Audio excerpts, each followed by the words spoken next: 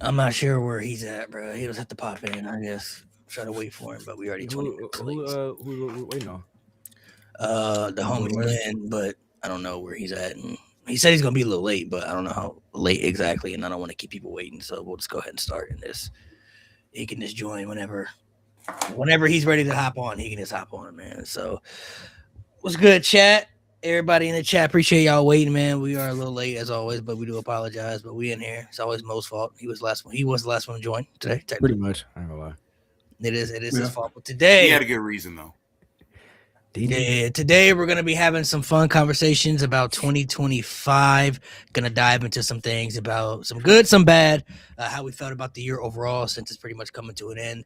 Because next week's episode, the last one of the pod, is gonna be giving our like predictions for 2026 and things that we want to see happen and all that stuff for the future. So that's what we're gonna do. We're also waiting on one other person to join. Lynn is gonna be on here. I'm not sure exactly where he's at, but um, he should be on here at some point, I believe. But we do got two guests. We got Alan Petty Endo who's underneath. We got Josiah, the official, who's been on here before.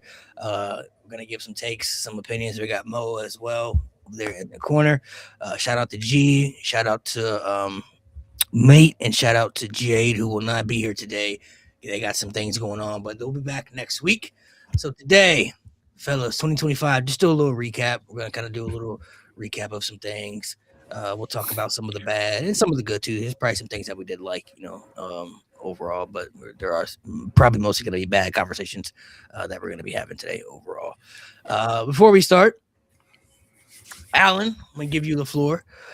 For people who didn't see the podcast after the Elimination Chamber, going all the way back to the beginning of the year, we had a couple of people up here. I don't remember everybody who was on that particular show.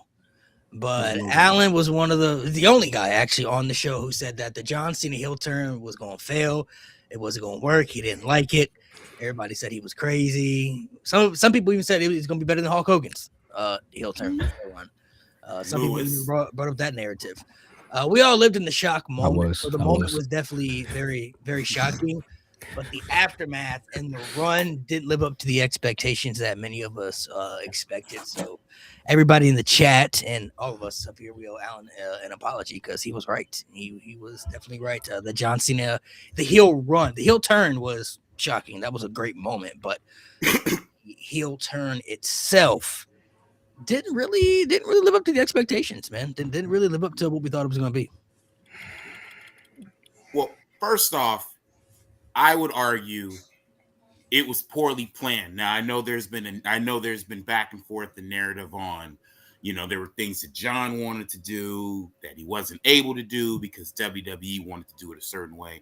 I don't know the whole story. I just know that when that thing at the Elimination Chamber happened, I just looked at it from a long point standpoint, and I'm like, well, he's already on his way out, so it's pretty predictable what he's going to do, and I just don't see it working, and it didn't work. I mean, some of the matches were fire. Don't get me wrong. I didn't care for the ending to his feud with Cody. I sure as hell didn't care for how he won the title. Don't even get me started. Las Vegas WrestleManias always have the worst endings. And my favorite is WrestleMania 9, which y'all play me about all the time. So, Wait, that's your favorite? Wait, what? It's my first. So, Oh, okay. Wait. What's your favorite WrestleMania? WrestleMania 9. I don't know why. You've heard this before. But ultimately, y'all can get on me about it. But ultimately, what I looked at was John Cena only had a limited amount of time, so there were only so much he could do. And I already had my, kind of shaking suspicions that WWE Creative at some point was going to drop the ball with this. And they did it a lot quicker than I expected. And, it doesn't take away from John Cena's career. He is a first ballot Hall of Famer. He is, some people consider him the GOAT, a GOAT, whatever you want to call it. This doesn't take away from that. This is just a small portion of an overall great career. I just didn't think the heel turn was going to work. I will stand on the fact that he should have been the original leader of the Nexus. That was the time for him to turn heel. I think that Because I heard the podcast, right? I'm pretty sure we all heard the podcast of that. Like he wanted to do 200 dates, but they said we only need you for 36 dates. I feel as though if he had 200 dates, the heel turn would have been a lot better. Cause I feel as though like it was, like I said, like through 36 dates, he wanted to cram a lot of things in that at that time period, and like you can't do like a heel turn, a short heel turn, and then break it up into like a random face turn. That's what like creatively it gets jumbled. So I feel as though if he had a lot more time in the retirement tour, then the heel turn would have probably been a little bit more well received. For me, I just didn't like the heel turn. I don't think there's anything they could have did to make it work, if I'm being honest. Especially in his retirement years, is like you're trying to convince people now that John Cena is this bad guy. When number one, he hasn't been booed in that fashion in a long time, and we know he's retiring. So it's like there's so much nostalgia this year that people are gonna have for John Cena. There's nothing he could have did to make, I think, majority of the fans that hate him. He said he wanted to ruin wrestling. People are like, yes, John, ruin it. Like, destroy it, please. Like, if this was 10, 15 years ago, it'd been different. Like I said, if he was in the Nexus or had did something crazy, it'd have been different. But it's like, during his final year, I get they probably did it because they left that what if factor and they wanted to cancel that. Like, all right, we did it, see how it went. But it's like, I just felt like I never really cared to see it. Like, it would have been fine if it happened years ago, but like, during his retirement run, maybe if we didn't know he was going to retire this year, it'd have been a little bit different. But it's like the fact that we knew he was leaving and we knew it was his last year. It was like, how are you supposed to convince the audience that John Cena is now this bad guy after being this superhero for years? He's now a bad guy all of a sudden, bro. Like, and he's bad because the fans booed him and he had this abusive relationship and all this stuff. He even tried to, switch it on the fans who supported him. But it's like, there's nothing that was working, that the fans were literally like turning on him in a way where it was like heel fashion. You know what I mean? It was like, I get maybe they wanted to do it to try to make Cody the babyface going into it, but it's like the fans were going to react no matter how they were going to react.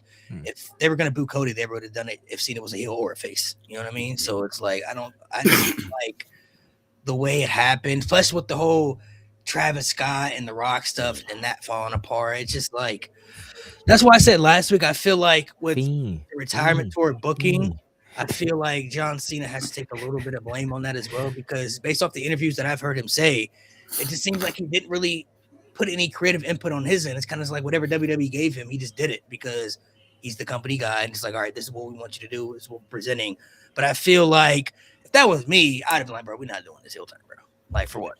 Yeah, that's what, because we was talking about it, but beforehand, I was like, what Cena's tragic flaw, right, as a WWE superstar, his tragic flaw that he's too much of a company man, right? He thinks that with all of these with all these decisions, he thinks that he's like giving back to us when we're like, no, Cena, like we're not trying to see that. Like, we don't want that to happen. Like, you have the pull to say no, I'm not doing that, right? Like, I'm John Cena. I'm not gonna go out there and have Travis Scott be the main reason why I won my 17th world title. I'm not gonna go out there and say I'm gonna ruin wrestling. I'm not gonna go out there and and bring Make-A-Wish kids out there just to get squashed by Brock. I'm not gonna do that, right? Like, Cena has the pull to do that, and like that's just his one tragic flaw as like a WWE superstar, that he's just too much of a yes man, and I hate it. I really do. Yeah, I think. No, I was just gonna say, I think the biggest red flag from the beginning with this heel turn was the explanation of you guys bullied me. Like, I had a problem with it when he first said it. I'm just like, you had a t-shirt called Rise Above Hate for all these years. And now when we stop hating you, what? Like that's where the disconnect started. I think I never thought of it like that. If he would have started, I think what the direction they should have gone, when they found out Rock was not going to be involved, was turn him into a tweener. Don't go full heel. Have him be a tweener and have his explanation be, I'm desperate. This is the last year I can do this. I need to break the record. That would have been a lot more digestible. Hypothetically, if they were going to turn him heel, I feel like he should have just did it in the match against Cody to win the title. because he hadn't won a singles match in like 8 years at that point. And this is Pete Cody. So he could have been like, I mean, I did what I had to do. I didn't feel like maybe I could beat this version of Cody. You know what I'm saying? And I'm older now, and I struggled against guys like Austin Theory and Solo Sikoa and stuff. I feel like if he would have cheated to win, that would have been more of a shock factor. Like if he hit Cody with the title and won that way, it would have been like, whoa, like what? Like that would have been like some crazy stuff. But it's like the way they executed the heel turn was good. That was a crazy buzz, but it's like then the aftermath. And I get that plans changed and Cody and Cena couldn't really do nothing about that. That was out of their control when Travis Scott wasn't involved and The Rock wasn't involved anymore. That was kind of like out of their control, and they already did the heel turn. So I get that they couldn't go back and change it, but it's like I just feel like there's other ways they could have just did it to still make it better. You know what I mean? I just, and me personally, I just didn't want to see it anyway in 2025. Like I just wasn't feeling it. I just feel like it should have just been like the match we got at SummerSlam. That should have been WrestleMania. You know what I mean? Like that should have been WrestleMania, and they still could have ran it back at SummerSlam. But it's like now when people think about John Cena winning the 17th world title, they're just going to think about Travis Scott coming out and getting involved. You know what I mean? Which is crazy. Like that's a historic moment. And I still believe that I didn't even hate the match itself. Like the match that was happening before Travis Scott came out, it wasn't terrible, but I'm like, all right, I mean, this is fine for what it is. But then when Travis Scott came out, everybody's waiting for The Rock. Like, all right, you know what I'm saying? And The Rock's coming out somewhere. And then when it didn't happen, I was still waiting for him even after he won. I was waiting for after he won. Yeah, I was like, so is Rock gonna come out and raise his arm? Like after he won, I'm thinking Rock sent Travis out there, master plan. Like, okay, he's still gonna come out after. Honestly, did he even come out? My bad. I'm saying like, did he even come out the Raw after WrestleMania? No. Yeah. No. So then like he just disappeared completely. Can I just say, Rock or not, the fact that Travis Scott was even out there just pissed me off. Now, don't get me wrong. We've had rappers in wrestling, but I'm like, this is the main event of the Showcase of the Immortals. This is the last match of WrestleMania. I don't want to see your little black ass out there. This is the last match. You aren't directly involved in the storyline. You're here for like 2 seconds and then you're gone. Well, he was a part. So originally he was a part.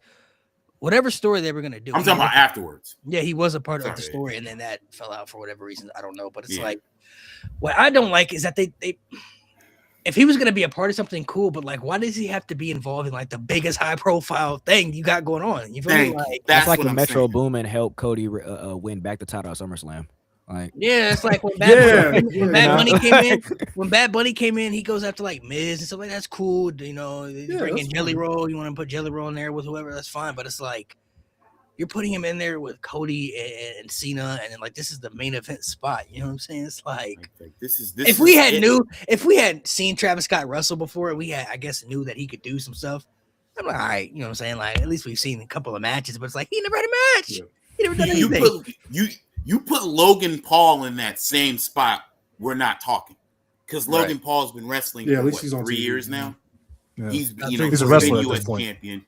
He's a wrestler. So that would have been fine. But just like when I just remember in real time, I actually puked when I saw him walk out. I was like, oh, this is bro, and then that entrance took forever though. Like, I told the guys on the pod, bro. Literally, that was 420, bro. So I was in the clouds. I thought I was hallucinating. Right, it was. I genuinely thought I was hallucinating. So the next day, I was in Discord VC. I was like, "Yo, I'm gonna rewatch this match because there's no way I saw what I just saw." There's no way Travis Scott took that long to walk down the ramp. No. There's no way Travis Scott. That's when I realized the match itself wasn't that bad. And Mo, you might want to pull up the sign on this because this is the one thing I've been arguing with my people about. Because of how bad that ending of the WrestleMania was, I don't ever in life want to hear anybody talk shit about the WrestleMania 9 ending again. This was worse. Yeah. No, that's crazy. Wait. Wasn't WrestleMania 9 the one where Hogan came back and won the title? Yeah. This was way worse. So ass. Wait, no. But this was worse. This was WrestleMania. I can't give you that, bro. I can't give you that. I'm sorry, bro. Like, I don't ever want to hear about this shit. I will say, same tier. I ain't gonna lie, same tier. I'm not gonna same tier. I feel like WrestleMania 9 is like a whole different diabolical of like. But I'm just saying that for the record only because as we can and look, WrestleMania is back in Las Vegas again next year. Yeah. right? Unfortunately, yeah. The worst WrestleMania endings seem to be in Las Vegas. Every time. But people got to remember though too. WrestleMania 9, you already had a winner of them. You had somebody win, and then somebody comes out afterwards and takes the title for nothing. Yokozuna laid out the challenge. People got to remember, Travis Scott came out, but he's not the reason that Cody won though. Cody eliminated him, and then Cody had a chance to hit Cena with the title. He had it in his hands, and then he hesitated, and then John Cena took advantage of that. Now, if Travis Scott had came out and did something to Cody and hit him, and then Cena took the pinfall, then I'd be like, that's crazy. That's fair. Like, that's fair. He wasn't the reason that Cody won though. Cody had a chance to take out John That's Cena. real shit. You said the worst part about the Travis Scott is that Cena was in control. He was whooping Cody's ass when Travis Scott came out. Like Cena didn't even need Travis Scott. Cena didn't even need Travis Scott out there. He was whooping Cody's ass. He just hit the AA. He's just hit the AA. Yeah. He's hit the AA. So the Bro, timing Hogan way cashed off. in Hulkster in the bank, bro. That That works for me, brother. R.I.P. was So overall, 2025 definitely was a downgrade year compared to last year. What about this year for you guys just wasn't clicking? Because there are some things that I did like about this year. I'm not gonna pretend like everything was bad, Sure. but what about this year just wasn't clicking for you guys personally? If you Now- got the list. I'll let y'all go before I break out my list. I'll Nah, let y'all go. you put up the list. Go ahead. Nah, You have to I go. mean, mine's gonna be relatively quick because y'all know I'm kind of in and out. You know, when it comes to to live shows and shit like that. But like, it's not even so much the programming itself. You know, what really disappointed me this year, and it's really bugged me, is that some wrestling fans never change. We literally watched a whole group of wrestling fans absolutely clamor for Cody Rhodes to get the title, for Cody Rhodes to end this destructive streak that Roman Reigns was on. And these same fans are crying like the hoes they are to get Cody out of that spotlight. And it's like, if you're going to push for something like that, know what you're asking for. We knew what Cody was when he came back. We knew what Cody was moving forward. It's not like this was supposed to be a shock. You asked to put him in this position. You wanted him to be the guy. And then you got mad because, oh my God, WWE feels the same way, which would technically mean you and the promotion are on the same page, except you're not. That was very disappointing. Now, has Cody been perfect? No. But what champion has been? I mean, it goes to like anybody who becomes the top guy, though, the fans are immediately gonna switch no matter what. They Like find a way. once Braun Breaker They gets find a way. once Braun Breaker gets that mega push, just wait. It'll Yeah. And like I said, it's not so much that fans would turn on them. It's the fact that fans don't seem to understand what they're asking for. So then they get upset and get all confused, you know. And I I think think He's the same guy. He's the same There guy. you go. I think the thing with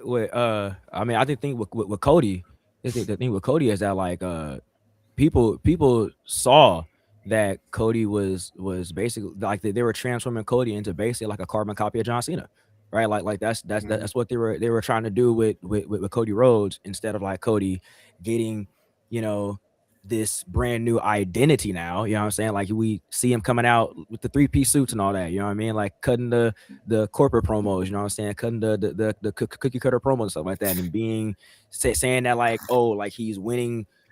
He's winning matches that he quote unquote shouldn't have. They're saying this thing about John Cena, like that person should, that there's like Cena shouldn't have beat this person, or Cena shouldn't be in the main event or something like that. Like they're trying to make him like John Cena. And I mean, he's a great he's a great baby face, but it's like I think that's where the fans have a disconnect for Cody Rhodes. I think they liked him better when he was the one who was defying authority, and he was the one who was like going against people and like trying to chase the championship. And He is a better chaser than a holder. I'll say that. Can I make one? Can I make one final point, and then I'll jump off. Mm. And it goes to show you, this just hit me. It goes to show you just how important and how also destructive social media is, because if you take this back 30 years, wrestling fans, we didn't have as much, we didn't have cell phones, we didn't have Twitter, we didn't have Instagram, shit like that. And yes, I'm gonna bring his name up. Bret Hart. When Bret Hart got pushed, we knew he wasn't Hulk Hogan. We knew he wasn't going to sell out 93,000 strong at the Silver Dome. We knew he wasn't doing 67,000 at the Toronto Sky Dome. The difference back then and the difference now is wrestling fans back then, for the most part, knew what they were asking for, and now you don't. That's my final point. I mean, I don't even really know if it's that. I just think fans never are content with anything. I think they get their expectations up so high when somebody gets pushed. It's like, I don't know what you expect. You know, when Roman had his run as tribal chief, we had been begging for Roman to be something like this for years. We were sick of the big dog stuff. We're like, bro, just turn Roman heel, let him have his run, let him do his thing. And like, even on the part-time schedule, he was still producing some of the best stuff that we had at that time, and it wasn't good enough for many people. And then when Cody gets into the frame, Mo said that, you know, he's a better chaser than a champion. But to me, he's still the same guy. Nothing about him has changed. He is. He's still the same individual. Maybe you could say his stories were more interesting when he was chasing, but his first run as champion, the stories that he got weren't bad. You know, the AJ Styles story was fine. The Kevin Owens story was fine. The John Cena build to WrestleMania I thought was fine after, you know, besides the aftermath of that match. But it's like people still aren't content, though. They're not content with what he's been presented. You know, people will try to make it seem like everything about him is boring, or he's like, he can't do anything good, when it's like, bro, you just trying to find ways not to like him at this point. You're purposely trying to find ways not to like him just so you can find somebody else you'd rather have in that top spot. And then when that other individual gets in that top spot, you're going to do the same thing you're doing now. You're going to pretend like that person isn't good anymore. So they did it with Becky Lynch. They did it with Seth Rollins. Seth Rollins was on a 3-year losing streak. And then when he won that World Heavyweight Championship, then he became overpushed. Now he's the company guy, you know, and he's like, bro, y'all were begging for Seth Rollins to get a world title for years. Finally gets one. And now he's overpushed. Come on, bro. Like, it don't even make sense, man. Like, every top star you could think of who's been solidified as an icon or a legend, they all get overpushed. They all get mega pushes. Everybody you could think of. You know, Cena got 17 titles. Randy Orton got 14 titles. Triple H got 14 titles. Edge got multiple titles. You know, how many times was Stone Cold and Rock flip-flopping the title back and forth in the Attitude Era? You know, like, everybody who becomes a mega top guy gets that type of treatment and push because they're valuable to the show. But it doesn't mean that. I just feel like a lot of the fans are never really content with somebody being the top guy, especially when the company is telling you that that's who they want in that spot. When the company tells you that's who they want in that spot, people reject that shit. Instant rejection. Wait a minute. And if memory serves, was it not the night after WrestleMania 40 that Triple H declared Cody the guy? The guy. Pretty much. Yeah. Pretty much. And see, the crazy thing is, I don't even know the conversation, but just picking up based on what I came, and sorry for being late.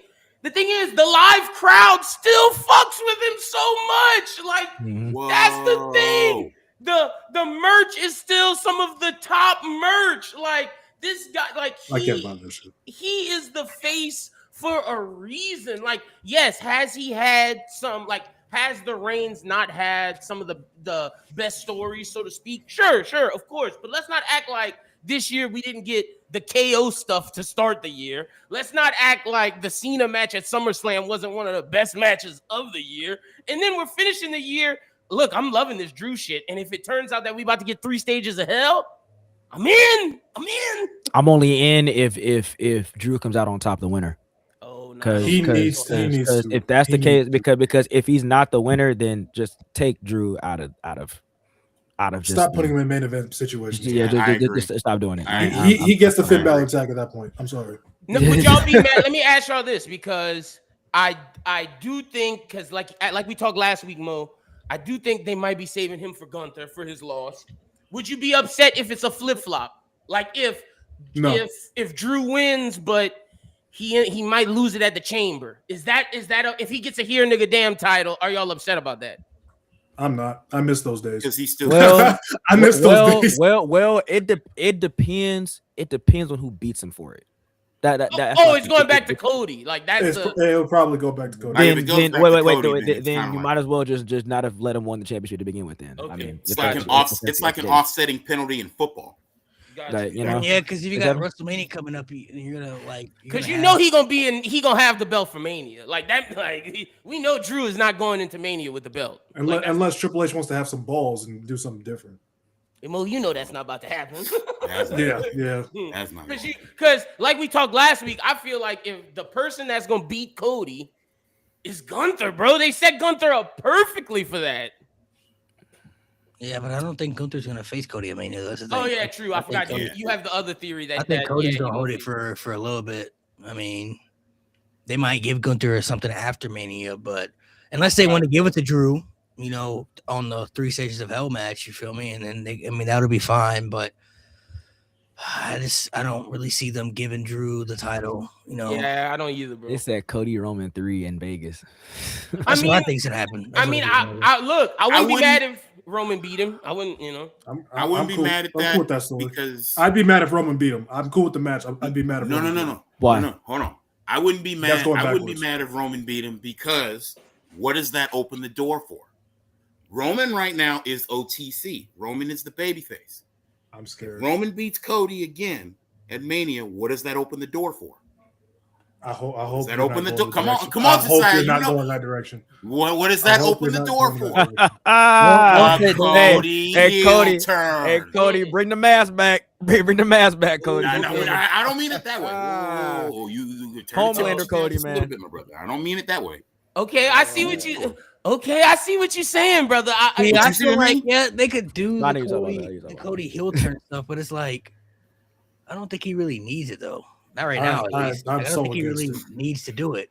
And I feel personally, there's no way they're not doing Roman and Rock in Saudi Arabia. I'd be shocked if that's not the match that Saudi Arabia is going to push for. And I feel like the story they can tell. Yeah, I feel like the story they could tell is that if Roman loses to Cody Fucking again, idea. now you got to question whether or not Roman is fitting to still be tribal chief. He just lost to Cody again, I bro. forgot you. I forgot you said that. Couldn't get the last title week. back. This was your shot. Yeah. You lost to Cody clean. Might have had you no interference. It's like now we question: are you really still the guy? You've been talking still without the title for almost 2 years now. It's still your company. You still run it. You still the guy. You lose to Cody again. Now The Rock got a reason to come back. Ah man, I don't You right, Malik. know, Yeah, man. Man, you cooking with that. I forgot about that theory. Yeah, I do want if they do Roman Cody 3, then yeah, Cody should win the rubber match. I'm just going hypothetically because I strongly believe Rock and Roman's happening in Saudi Arabia. And also, just to add to what you're saying, If it doesn't happen there, I never want to see it. It's the official transition because Roman's legit part-time. He's a special, not even part-time anymore. He's a special event guy. If Cody wins that rubber match, he's officially the face of WWE. And then Alan, to add to what you're saying, because I forgot about Malik's theory, because okay, the heel turn can come, but after he loses to Gunther, and have Gunther retire all these people in the beginning of the year. After he retires Brock Lesnar at SummerSlam because it's in Minneapolis, then you have Gunther beat Cody, and then you have Cody go crazy, and then you do the heel turn after you get career killer Gunther. I guess I can't get mad at that. Yeah, but who's Cody gonna turn heel on though? Like that's the thing though. People gotta think. True. If Cody turns heel, who's he gonna turn He'll heel turn heel on? on. He Yeah, has to that's turn fair. on somebody that the fans are instantly going to switch to that other person's side. Not gonna be That's the thing Gunther. about that. Yeah, it won't be That's- Gunther. Yeah, you're Gunther's right. already a super heel. Yeah. That's the thing about the Cody heel turn. I What, maybe think Punk? I don't know. it's probably a big reason they didn't turn Cena heel back in the day. It's probably too If early. you- No, but they had Yeah. they had somebody at one point. It was CM Punk, and they But chose not to do it. They didn't trust him. But my point is this: if you're turning your biggest babyface heel, you need to have a guy right there to take his Yeah. spot. Yeah. If Realistic- Roman was full time, cool, Realistically, but he's not. if he had the talent to back it up, it really could be Jey Uso. He just doesn't have the quality of the main event level. Yeah, Like he doesn't have the Cody quality, the Roman Reigns quality to be No. that lead main event guy. But as a babyface, it really could be him. Mhm. It could be, but he yeah. just doesn't. He doesn't equal that quality. You know what I mean? To Yeah. match up. Mhm. And I just feel like they won't do it with LA Knight either. LA Knight's a mega baby I face. think but they just you're right. won't. Until you get the right baby face to come in, you can't turn him heel because he's the superhero. Like he, So it's like, especially you with look at John the Cena roster, gone. who do you turn Cody on though? That's what I'm saying. Like, you Yeah, could- I don't know. I guess you could turn him on a Roman, but it's like Randy, he ain't really there much for the story. Yeah, it's like what Mo said. You can't turn him on Roman because Roman not there enough. Like if Roman was there, then sure, but he's not. So it's like, But we're not. I mean, if he turns heel against Randy Orton, we're not gonna Like, take a maybe. heel Cody series against Randy. yeah, no, Orton. hell Come no. on, No, come no, on, come on, no. bro. It's clowning. That's why I it's, said it's maybe. Randy I'm like, Orton, dude. The Like, the only I don't know, only man. way It- that but would it- ever work. It would depend how they would use him though. Well, Like, see, what if Cody punted Randy in the skull or something? See, this is what I'm saying. That's what I was going at. If he That would be starts some crazy doing shit. shit, if Cody starts doing shit that Like vicious. 09 Randy Orton was doing, start punting people and putting them out of action, then we can take him serious. Especially if I don't know if Randy, they're going to go that far. and to add to that, Alan, especially if Randy inadvertently cost him the title, but Cody sees it as he purposely did it. If it was by accident, you can then have it be like, whoa, Randy, you've been staring at my title this whole time. Now you cost my title. Yeah, I'm punting Like, the if fuck he out your head. If he kicked Randy in the head, that'd be some crazy shit. And people would hate him. That's an instant people hating situation. Easy heel turn. That'd be Mhm. some crazy shit. But I don't know. That's the only way it could work though, because I agree with Josiah. Like, how we gonna take that serious if it's not something like that? If it's not It's that, Randy Orton, bro. Yeah. you know what I'm That's a saying? man that That's- turns that's- into a menace at the snap of a finger. That's the most vindictive person you could ever put against somebody. So it's like you gotta do some man. real Lucifer Do shit to people do even that. turn on Randy like that? Oh, Like, turn heel on Randy? 09 Randy Orton, oof, goated. because I can see Randy punting Cody. Is it though? Low key. Let me not. All this stuff he was doing in 09? Don't do it, Mo. No, Don't do it. 09 Orton was over. Come on. Put that damn sign on. Put that damn sign 07 on better. 07 better. Facts. 05 better. What did Legend R-Truth Killer. I used to don't say? say Legend Killer. Don't- Legend Killer, yeah. When yeah. 05 Randy was like that, boy.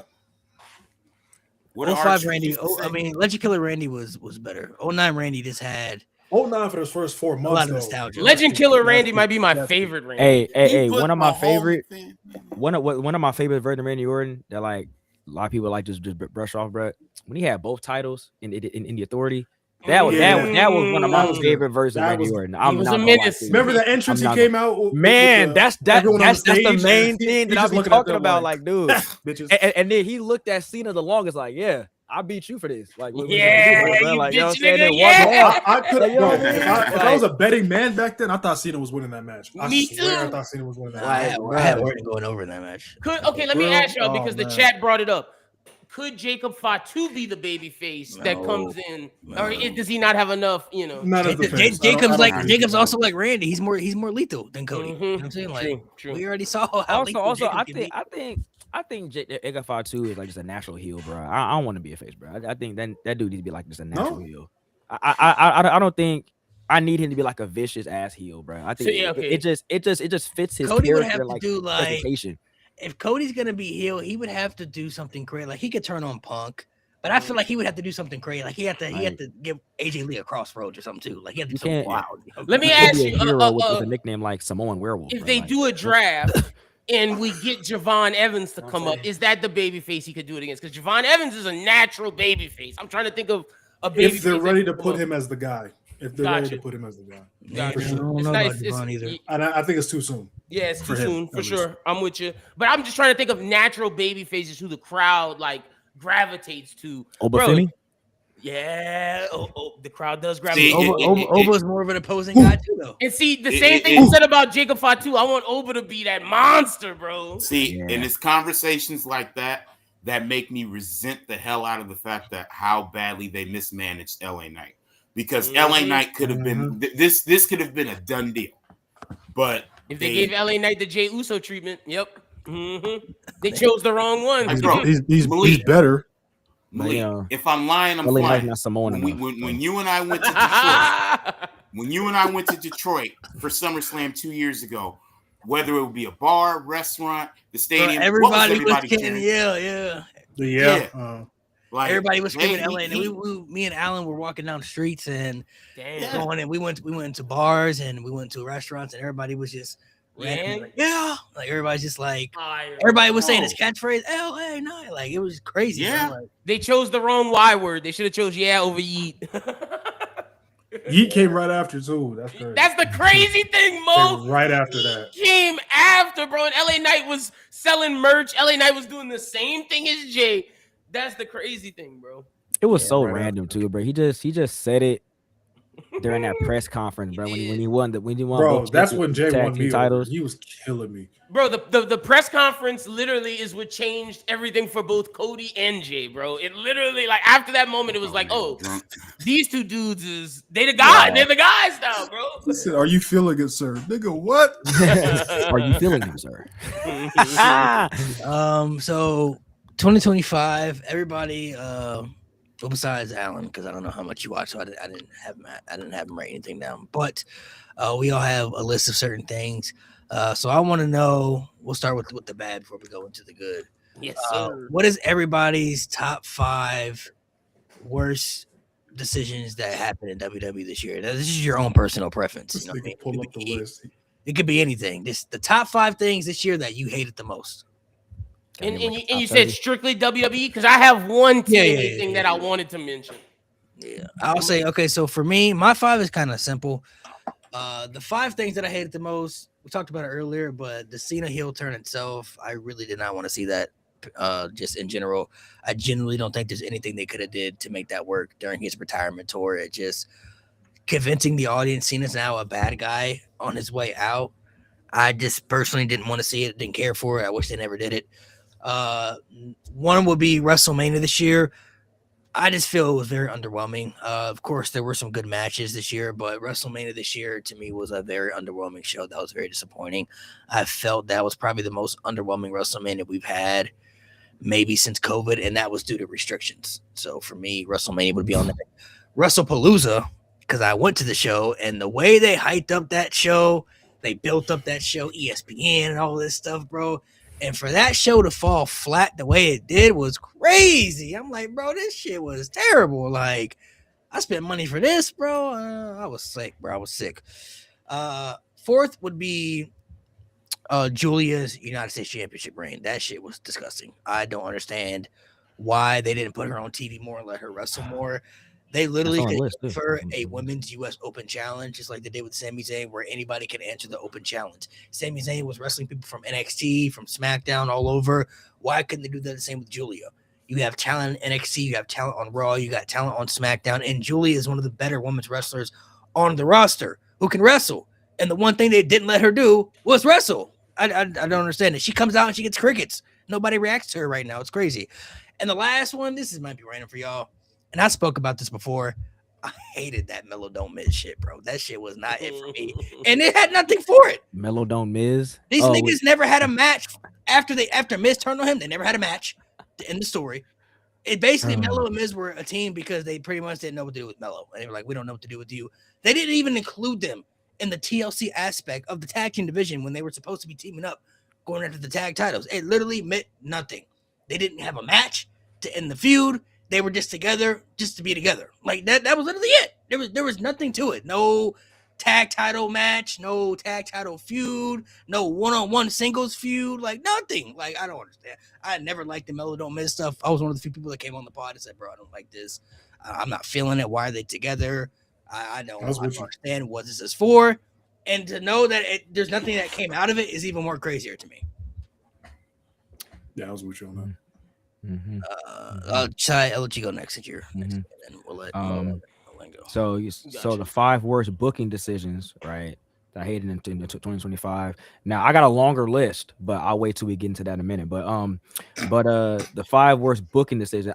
So the first one, I'm not gonna say that it was like a bad booking decision. It's just something that I don't think should have happened, and that was Seth Rollins winning the Money in the Bank, solely because like I feel as though you could have put Seth Rollins in like the World Heavyweight Championship spot without the needing Money in the Bank. I think that could have went to somebody else, LA Knight, but you know. Jey Uso winning the Rumble with no sustained plans going forward. I mean, he beat Gunther with the move he never did, and then he just lost it right back. That's just terrible. Survivor Series as a whole pay-per-view, that shit was ass. That's probably the most Celtic Shaq pay-per-view I've ever seen in my life.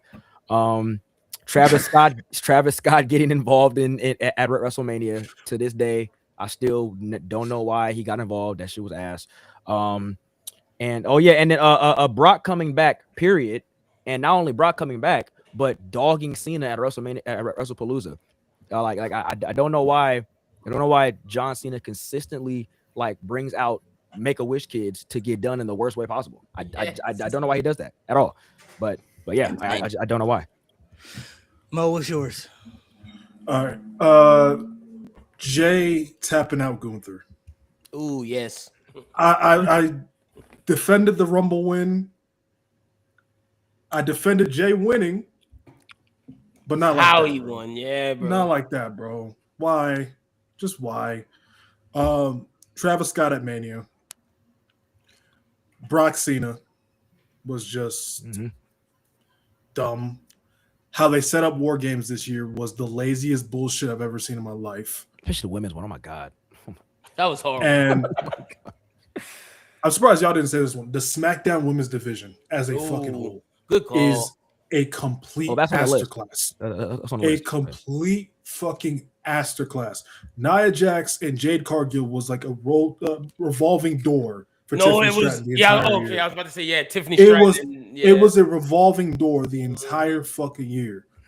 Like, oh my gosh. Only three Just- people that could fight each other in that women's division. and that triple threat on SmackDown, I don't know what y'all were watching. That match sucked. That's that that Nia match Jax sucked. botch, bro. Where she was still laying And down on watching three. the end was even Women's worse. division is so fucking ass, bro. Oh my god, bro. Can't do it. Can't do it. Can't do it. Level with you. All right, I got my 5. Some I have a slash because I wanted to make sure everything got included. At number 5, I definitely want to shout out TNA. What they did to Santana, how Santana lost that title. That was fucking absurd, bro. Santana was over his shit. He was the fucking guy, and you make him lose that title like that. That was absurd. But here's my WWE 5. Making R-Truth go serious just to turn him back into a comedy character. Oh my gosh, bro. That shit pissed me off. Like, Ron Killings was over. The people were behind him. He cut his fucking dreads. And you made that man cut his dreads just to turn him back to a comedy character. Shame on you, Triple H. That's bullshit. And we still never got an explanation for him saying, oh, I'm Ron Killings. And I'm here, but not he back to R-Truth. Like, what the fuck, bro? Nonsense. At number 4, turning Pete Dunne and Tyler Bate into the nonsense boys. Like, what the fuck? Like, I love Ludwig Kaiser doing, like, Ludwig Kaiser's incredible as El Grande Americano. Great.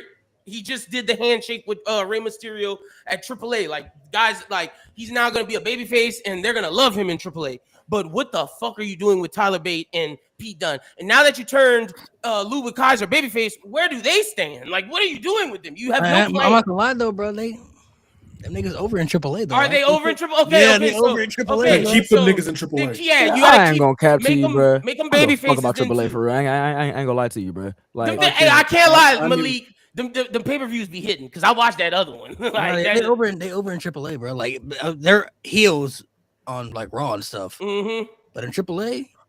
Okay, so the baby. I don't know. I don't know if the fans don't care that they're not really Mexican.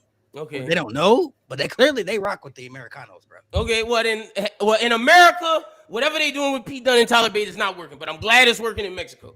At number 3, taking the U.S. title off of Chelsea Green to not do shit with Julia. It's both parts because Chelsea Green was over as shit. She's making this title mean something, and then okay, cool, you take it off for the gift to Julia. Perfect. You're not doing anything. Like, what are you? You didn't do shit with Julia, and like Malik said, she don't get nothing. It's crickets. It's fucking no cheers, no boos, no nothing. It's silent. And they say in wrestling, if they'd much prefer boos to nothing, because when you get nothing, that means they don't give a fuck about you. At number 2, Travis Scott tricking off on the WWE. What the fuck was that nigga doing, bro? That nigga had everybody ready for a triple threat with Logan Paul. Logan Paul said that nigga just didn't show up. He just tricking off on the WWE. So that's at number 2. At number 1, I got Brock / WrestlePalooza / Triple H ignoring the Karrion Kross chance to say, oh yeah, you got him, Brock. Shut up, nigga. You know he would people screaming Karrion Kross. Like, what the You fuck? saw the same comment too, Mo. Like, what are you, Bro, what are you it's talking like, about, I'm bro? over Triple A. So that's my five. Brock, like, Brock shouldn't have But been yeah. there. WrestlePalooza sucked. Fucking hate Brock, And like, I ain't what gonna the fuck he did? Like, Karrion Kross is I'm getting trying to tell you chanted, about Brock for months. and you gonna say that that's Brock? Yeah. lie. I What? fucking hate Brock, Brian. That was here to tell legit. y'all. That was legit Karrion Kross chants just to say like Brock. I was I was never like that big of a Brock Lesnar fan, but like nowadays, like this just solidified. I used to for be. me. I ain't gonna lie. I liked him in 2019 W and U not W. And I liked him in UFC, but like once I read them texts from Vince and all that shit But, came, it's but like, even it's over even even for him. before that, I just was never like a big Brock fan. Like I never like gravitated Oh, I towards got Brock because like his in ring ability just never captivated me. Like his character, what was it? You know what I'm saying? It's like I just never really. Yeah, I ain't really rock with WWE And Brock. I I've rock been with trying to tell y'all. I rock with UFC Brock I'm and the bad Kurt guy. Angle Brock. But once he did that like Kingston like I shit, said, yeah, I'm not saying like Brock never had like good matches. Like yeah, he had good matches. You know what I'm saying? Like he was cool and all, but it's like it's just he was never like a wrestler that I never like I feel just you. felt as entertaining to me. I ain't gonna He lie. soured on me in 2019. I soured on him, I should say, in 2019. I was done. with Kofi him. shit, yeah, me too. I was done. I'll say this: the first viral video I ever put out on TikTok was me stitching Malik about what was it? It was opinions about wrestling that I stand on, and I think one of the very first things I said was Brock Lesnar simply doesn't care, and he has been on record. He doesn't. So it's like I take offense to that. I'm like, nah, you not finna take up my time on the video scope, as Savage used to say. Like, and we know you really don't give a shit. Just to You collect really a do check. not care, Facts. you know. But Even I'm wrestlers the that bad we- guy for saying the same thing. But I will say Lucio. his first run, the thing where he did the moonsault and he hit his head on Kurt Angle and broke his neck. That era of Brock, I can't lie, he cooked. That era of Brock was he cooked when he was back young, then, yeah. he was cooking. But that old post UFC Brock, fuck no, get that nigga off my screen. Also, gotta say Jalen Brunson. With his comment, the Raw Tag Team division in 2025 was ass, bro. The Raw Tag Team division still ass. Mhm. That's gotta be on the list too. Mhm. Yeah, Hell Raw yeah. Tag Team division not good either. I feel like to go back to getting over it. When you look at Tyler Bate and Pete Dunne when they were New Catch Republic, Mhm. they weren't being used. Well, Tyler Bate got injured for a little bit and then had to go away. And That's what happened. Yeah. And Pete Dunne's been used as a producer and stuff. So And the crazy Look, thing is, I- Malik, when they were New Catch Republic, that was when the SmackDown Tag Team division at least was heating up, and we were getting that the triple threat that should have been on WrestleMania. And I thought if Tyler Bate doesn't get hurt, I feel like that could have worked because, like, I don't know, they were one of the only baby faces in that tag team division with MCMG and Street So Profits. this is my thing about Tyler Bate and Pete Dunne, right? And this might be a hot take, really.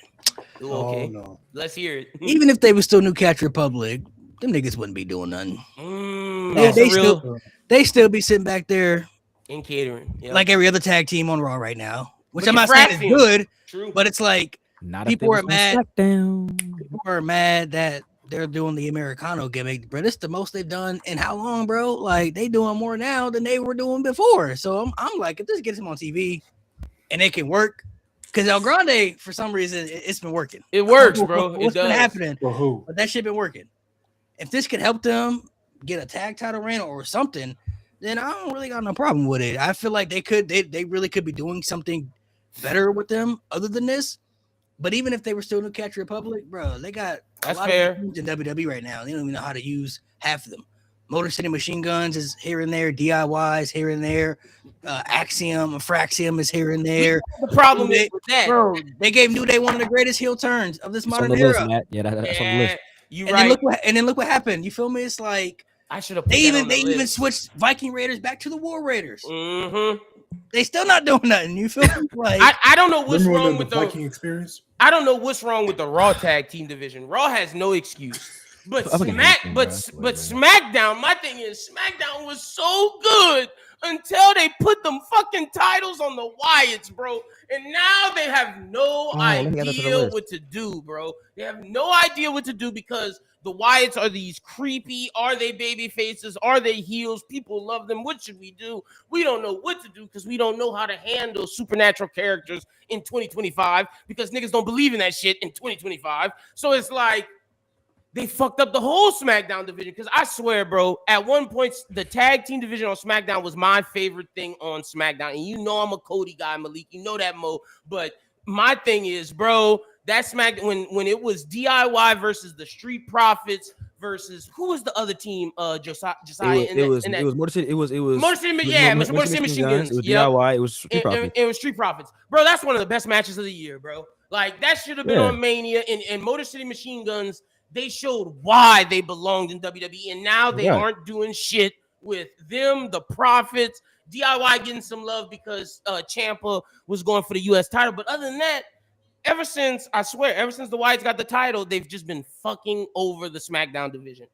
They're in the MFT vortex. I don't like that. Yeah, and someone said 2025 is like Braun in the finals in 2011. Oh my god. They said 2025 was 2011 Braun in the finals. Oh, they gotta stop. They gotta stop. That might be a good.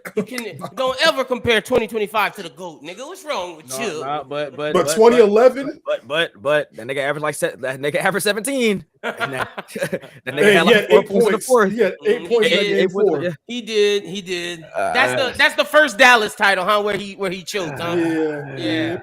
It's not that bad, bro. And look, to give Braun some bail, and I know this is not that type of pod. That finals, LeBron didn't want to step on Dwayne Wade's toes and be the man. And that summer, Dwayne Wade had to tell him, "No, nigga, this is your team. Be the guy." And after that, they started doing you know who would have never did that? As a Braun Glazer, there's no excuse for that. Hey, look. I'm just telling you what they said. If that was the case, Kobe would have never did that. I'm with you, Malik. I know. It's the reason I got MJ at 1 still. MJ would have never did that, bro. MJ, Kobe, none of them would have did that. That's Only reason I got MJ at 1. Dwayne Wade had to cuss that nigga out, bro.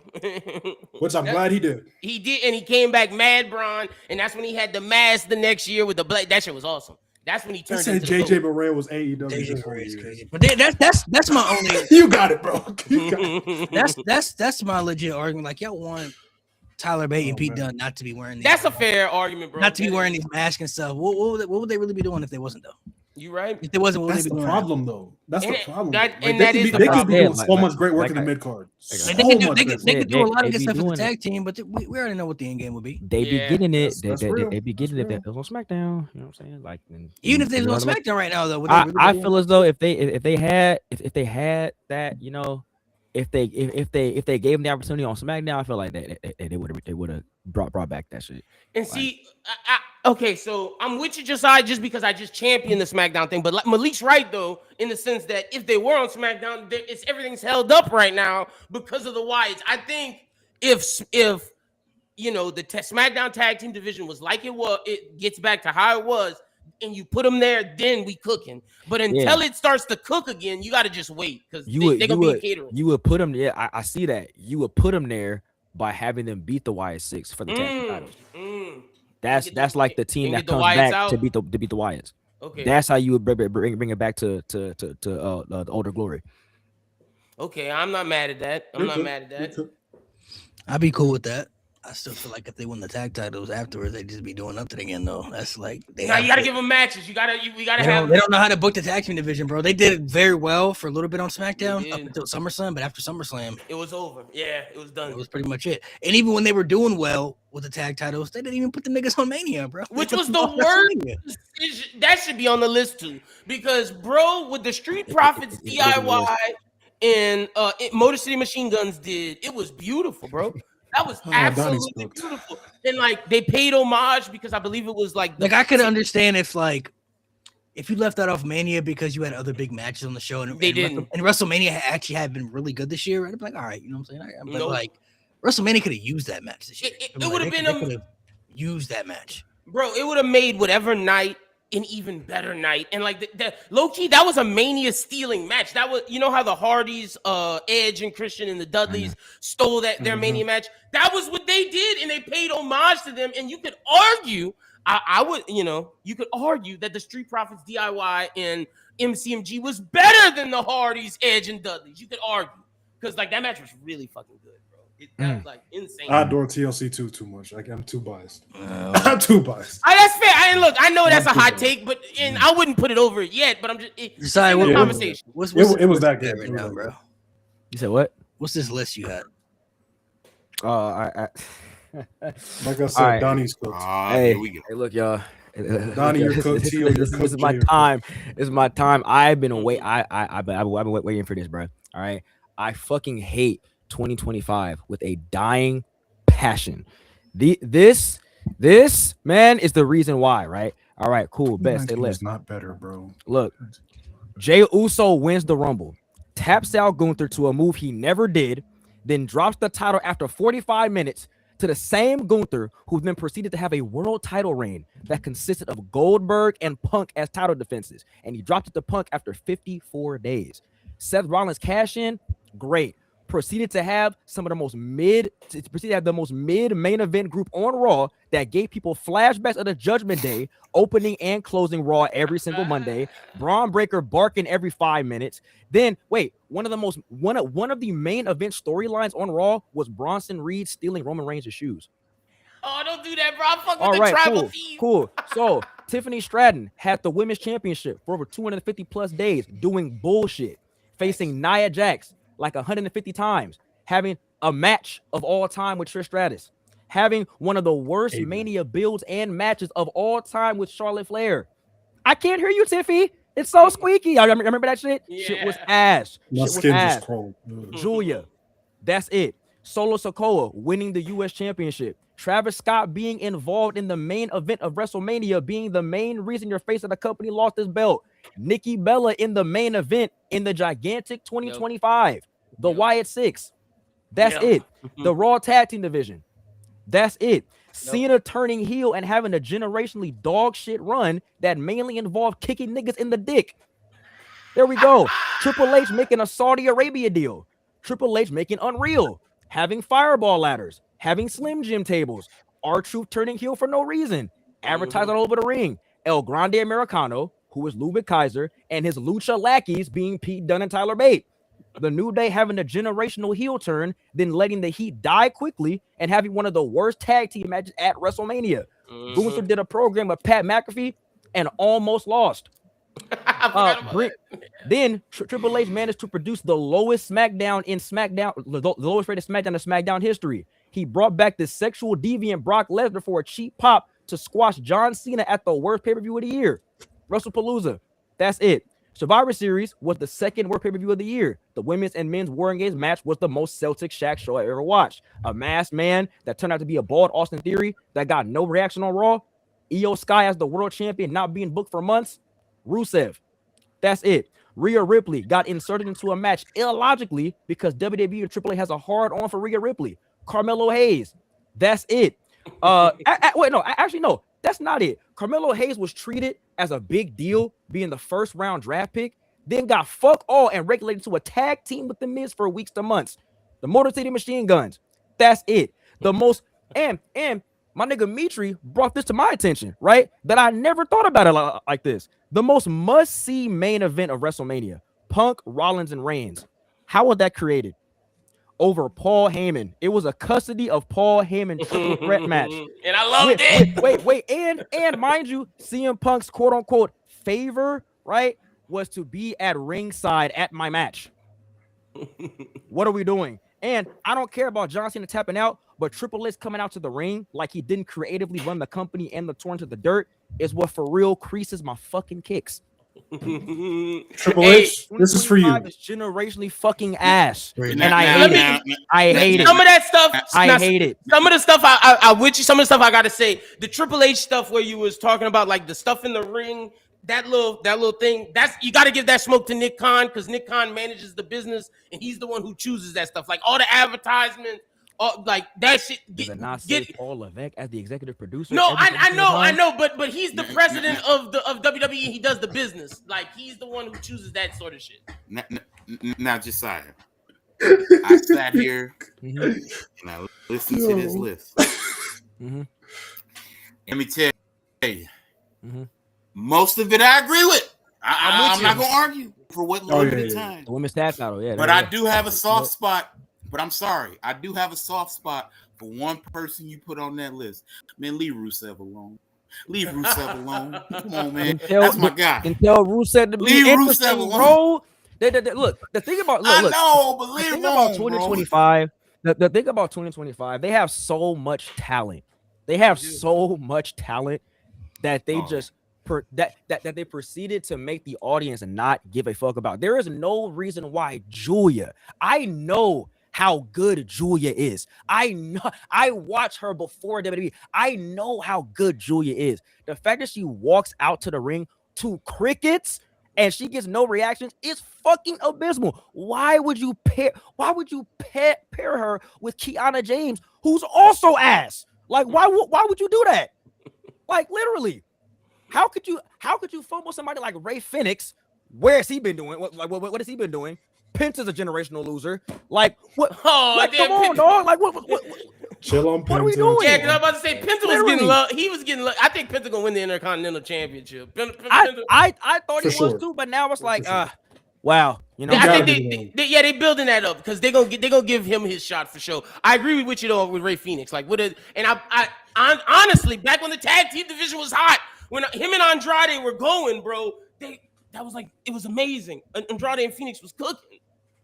Most of them guys, Man. bro, they got over in AAA, bro. That's what they've been doing. Yeah, that's exactly what they've been doing. That's a fact. AAA. Ray Phoenix been in AAA. Penta, Rey Mysterio, Dom. Mhm. Most of them, El Grande, all them people, they've been over there in AAA doing. They even got Omos over there right now. I saw that. How you feel about your boy Omos taking down who that was Dragon Lee? At least he doing something, bro. He got TV time, bro. He doing something. Fire, bro. You Bring think, it to Raw. Bring it to Raw. you think it's gonna lead to a feud with him versus AJ? Like AJ chose Dragon Lee as his opponent, as his tag team, and no more Omos shit. Nah, I don't think they're gonna do that. I didn't even think about that. That's hilarious. Get Omos off TV, please.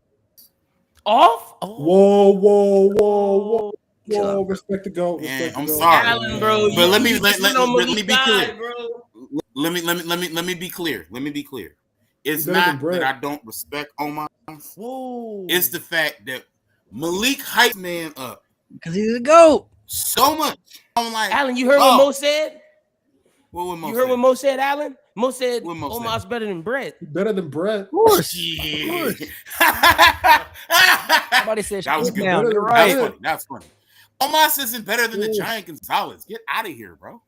Oh yeah, So now Omos you- is partnered with Vikingo. That's all. Omos is not better than Giant Gonzalez. Well, all The right. Giant, all yeah, right. yeah, you all took right. the the Undertaker away. What? Who? We've One lost the person plot. Omos has put out of action.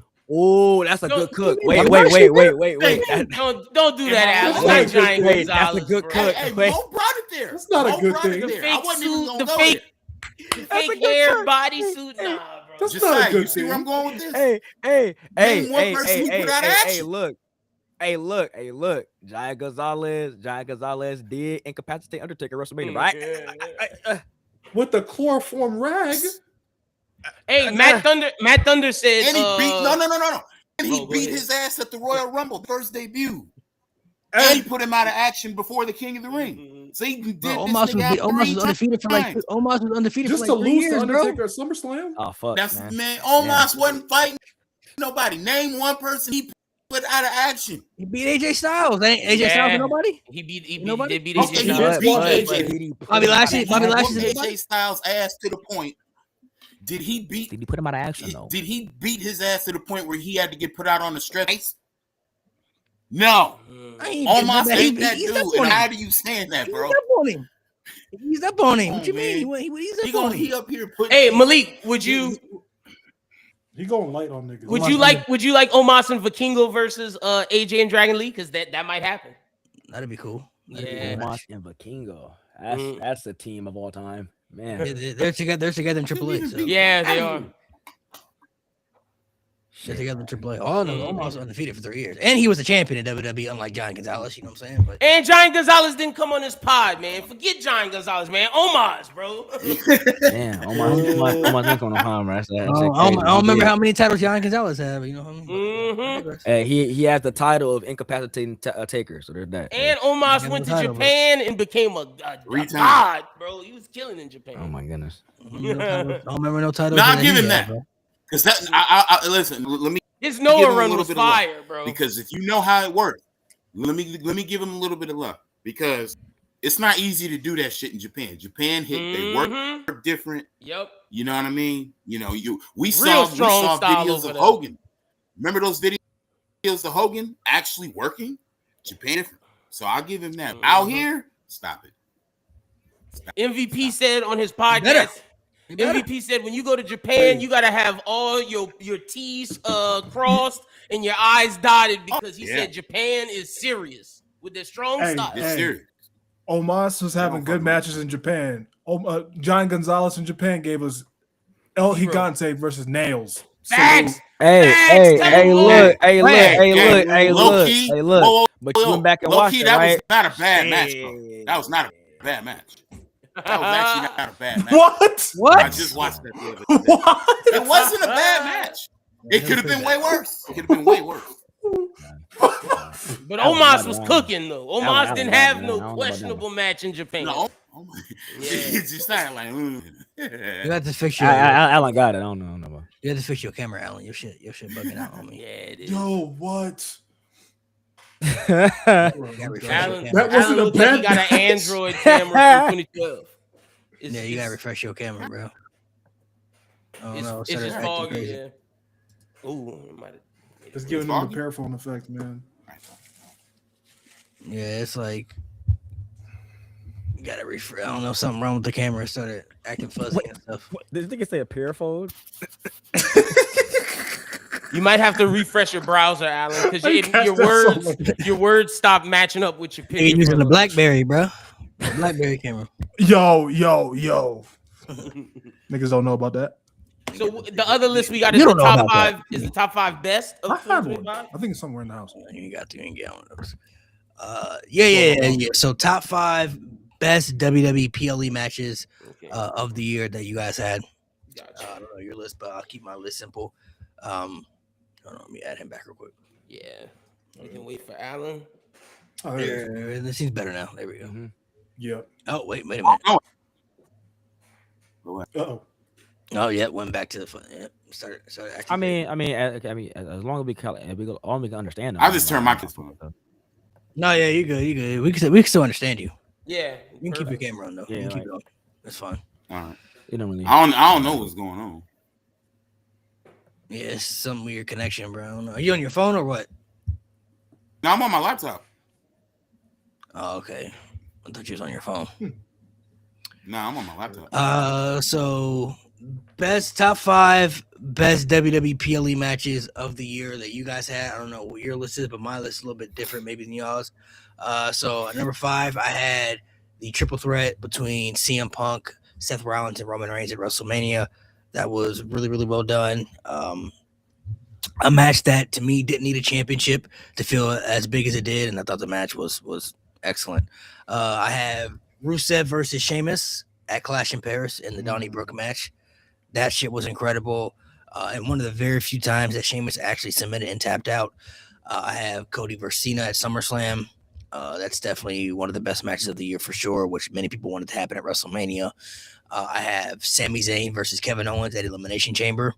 That was like real graps right there, bro. Yes. Sami Zayn and Kevin Owens, that might have been their best match they've ever had on the main roster. I'm so happy you said that, brother. And then for me, the best PLE match all year to me was John Cena versus AJ Styles at Crown Jewel. That was like real, like had everything that paid tribute to people from the past that they had rivals with. That was like real great storytelling. Like that was a great tribute to professional wrestling right there. So that was like spectacular. That would be my list. Hell yeah, love that list. I'm gonna go next. Yeah, I think you Yeah. next, Josiah. Alright, cool. So I got Rhea versus Io at Evolution 2. That was great. That was a fire match. I do got Cody and Cena at SummerSlam. I think that's like probably John Cena's best match he did the whole year, in my opinion. I do have Kevin Owens and Sami Zayn at Elimination Chamber. That was amazing. I did not expect that match to be as great as it was, but it was phenomenal. And then I got the women's triple threat. I think that was at SummerSlam, wasn't it? Between Naomi, Rhea, and Io. That was fire. I love that. I'm glad you mentioned that. And then also got the women's triple threat at WrestleMania between Bianca, Rhea, and Io. That was fire as well. Yeah. I'm so happy you mentioned the Naomi match because that match was so good. Yeah, bro. that was, really was. And Naomi was pregnant during that match too, so which is crazy. Now that we know that, it just made it even better. I ain't gonna lie. And she was pregnant leading up to that too, which is like nuts, bro. Naomi had one of the best runs of 2025. Shout out to her. Mo, what's your list? So in my number 5, I had the TLC match on SmackDown. The triple threat TLC match on SmackDown after Mania. Number 4, I have Sami and KO at Elimination Chamber. Number 3, I have Cody and Cody. Jesus Christ, I don't know why I wrote Cody. Cena Styles from Crown Jewel. Number 2, I have the women's triple threat from WrestleMania 41. And number 1, I have, this is biased. I don't give a fuck. Cody Cena from SummerSlam. Hell yeah, I'm with you. I adore that match. I'm with you. You want me to go next, Mo? Yeah, I mean, I'm not Mo, Malik. I'm sorry, I was looking dead at Malik. All right, for me, I had 2 honorable mentions: the triple threat with Seth Rollins, Roman Reigns, and CM Punk, and the SmackDown ladder match triple threat. Just wanted to shout those out as honorable mentions. At number 5, I got Bianca versus Rhea versus Io at WrestleMania, the triple threat match. At number 4, I got Cody versus KO, the ladder match to start the year. Oh, that Alabama slam through the ladder was nuts, bro. The fucking brain buster that KO gave Cody, and after the match, they released some footage recently of like KO asking Cody if he was okay because that spot was called. A lot of the spots in that match they called on the fly, and like they stopped doing the prearranged shit, which is amazing. Shows how good of workers those two are. At number 3, I got Sami Zayn versus KO at the Elimination Chamber. Like Malik said, they was hooping, bro. Like, go back and watch that match. That is some real fucking graps, and that might have been their best match at WWE. Like, that's up there with El Generico and Kevin Steen's Ring of Honor ladder match. That was fucking insane. At number 2, I got AJ Styles versus John Cena. Like Malik said, that was just an ode to wrestling. If you watch TNA growing up, then AJ Styles means so much to you, and seeing him pay tribute to Frankie Kazarian, to Christopher Daniels, to Samoa Joe, just to all the TNA legends, and then to see John Cena answer that with paying homage to his WWE legends from that era, whether it's Edge, Punk, Randy, those guys. And then at number 1, like Mo had, I had to do it. Y'all know I'm the Cody guy on the pod. Cody versus Cena was fucking amazing, bro. Cena showed, I can still fucking go. Cody brought it out of him. I mean, there's a reason why Meltzer gave that match 5 stars, even though we don't give a damn about Meltzer, but that's just to show how crazy good that match was. So yeah, Cena versus Cody is my number 1. The fact that AJ like pulled up with the TNA gear, that shit was amazing. That shit bro, and then the fucking the thing that Cena got the ring announcer to do that AJ didn't even know, no one knew, with calling him the go to TNA. Like, oh man, if you grew up watching TNA on Spike, that match meant so much to you, bro. Oh my gosh, that was amazing. What is, in your opinion? I'll just give one hot take about that match, though. The one thing I really wish AJ Styles would have, and this is purely a hot take. I wish he had cut his hair. Ooh. Only the young AJ. Yeah. I wish he had cut his hair. That's it. I'm not mad at that. I don't know if he can do that. I don't know if he can go back to those days. I don't think he wants to do that. He said the next time he cuts his hair is when he retires, and he's gonna cut it so short that nobody recognizes him. That's gonna be crazy. He's gonna be bald in his Hall of Fame speech. Bald I feel like okay. So what? Hell no, y'all. What this year in 2025? We gave some of the stuff that we didn't like. What this year do you think was the absolute worst booking decision this year? Like strictly. Looking back, even now, that shit just doesn't make sense. I'm gonna give the first thing that popped in my mind. it would have to be Jey Uso tapping out Gunther, bro. I think that's the worst thing they did all year for me. Like that, genuinely, Jey Uso winning the world title, not an issue. Didn't mind it. I was one of the people that actually said I believe he deserves an opportunity to at least get the championship push to see what we can get out of him and see what he can do because he got himself massively over for years. But tapping out Gunther, one of the most credible and believable guys on the roster, I don't even think Jey Uso's ever won a match by submission before. Like that to me, just even looking back now, I still hate it. I'm like, bro, why by submission though? Like by pinfall, cool. Everybody expected Jey Uso to win. Thumbs up, that's not a problem. But for him to tap out Gunther, I wasn't feeling that, bro. I thought that shit was corny. I'm with you. I didn't know Jey Uso knew submission moves. That would be the worst booking decision I think they did all year for me. Oh man, shit, man. That's the first thing that popped in my mind. I think it's the New Day's heel turn, bro. I think like yeah, we all talk about like John Cena heel turn being terrible. I mean like we could have a whole hour-long argument with that, but it's the fact that the New Day wasn't doing like literally anything for a hot minute, and this was the one thing that they was doing to try to revitalize the New Day in like their tag team, in like the tag team division, like maybe revitalize the Raw tag division because that division was terrible, and like it was building up them breaking up. They were like every single week it was Xavier was getting frustrated with Kofi Kingston, and then Kofi Kingston like, yo, like what's up with you? You know what I'm saying? We're supposed to be a team together. We're supposed to be brothers and stuff like that, and like. The fact that they had the 10-year anniversary, Big E came back. I wasn't expecting that. Big E coming back and then just kicking Big E to the side and the whole crowd turning on him. And the next Raw, the whole crowd hated them. Kofi's own mother like pushed him back. Like, you know what I'm saying? Like it was so perfect. So and to get nothing out of that, right? Like to just run that into the ground and to have it die out that hard, and then having them have a terrible match at WrestleMania too for it. It was just I don't think that they should have went that direction. It was completely terrible. Now we got Grayson Waller a part of the New Day. I don't like that either. So it's like I don't know, man. Like this is just that whole heel turn to me was terrible. It was just I didn't like that at all. And you bring Big E out to not do nothing, bro. It's so like. The New Day is my favorite tag team of all time, and like the fact that they just don't care about the New Day anymore is terrible. I don't like that. Mo, yours. The more I think about it, and even though I defended it when it happened, because I understood the justification for why they did it, I think a big trickling effect for what went wrong for WWE, at least the main event scene, was Jay winning the Rumble in the first place. If you would have just let Cena or Punk, who was the original plan, if they would have put a muffle on Michael P.S. Hayes, I think your WrestleMania card could have been a lot stronger. And I think it would have changed a lot for the better. A lot for the better.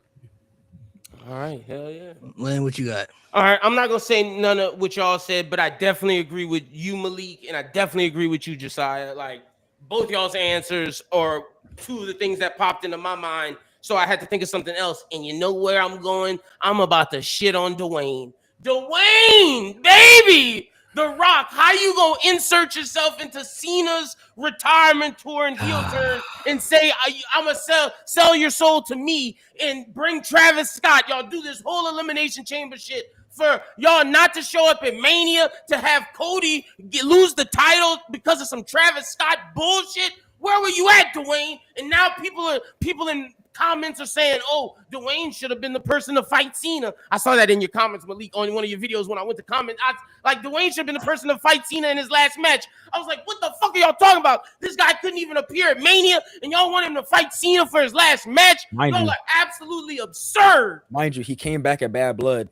For no reason. For no reason. No reason. With no reason at all. So, like, bro, Dwayne The Rock Johnson is my worst booking decision of the year because your ass refused to show up to WrestleMania. Cena, and when you watch the Cena and Cody interview on Cody's podcast, Cody just starts laughing because he knows it's like, yeah, bro, I can't say nothing. The Rock's still on the board, but that nigga fucked up all that shit. And Cena was like, we just had to go where we had to go with. Who was there? fucking bullshit, Dwayne. Shit was nonsense.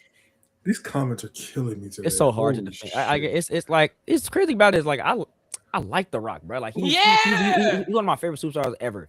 But But like it's so shit. hard. It's so hard to like to defend that dude because it's like, dude, Rock, like why did you say I'm gonna take your soul, Cody Rhodes? And then why did you come back in Bad Blood? Why did you cut that crazy ass promo on Raw, glazing Cody Rhodes and all that?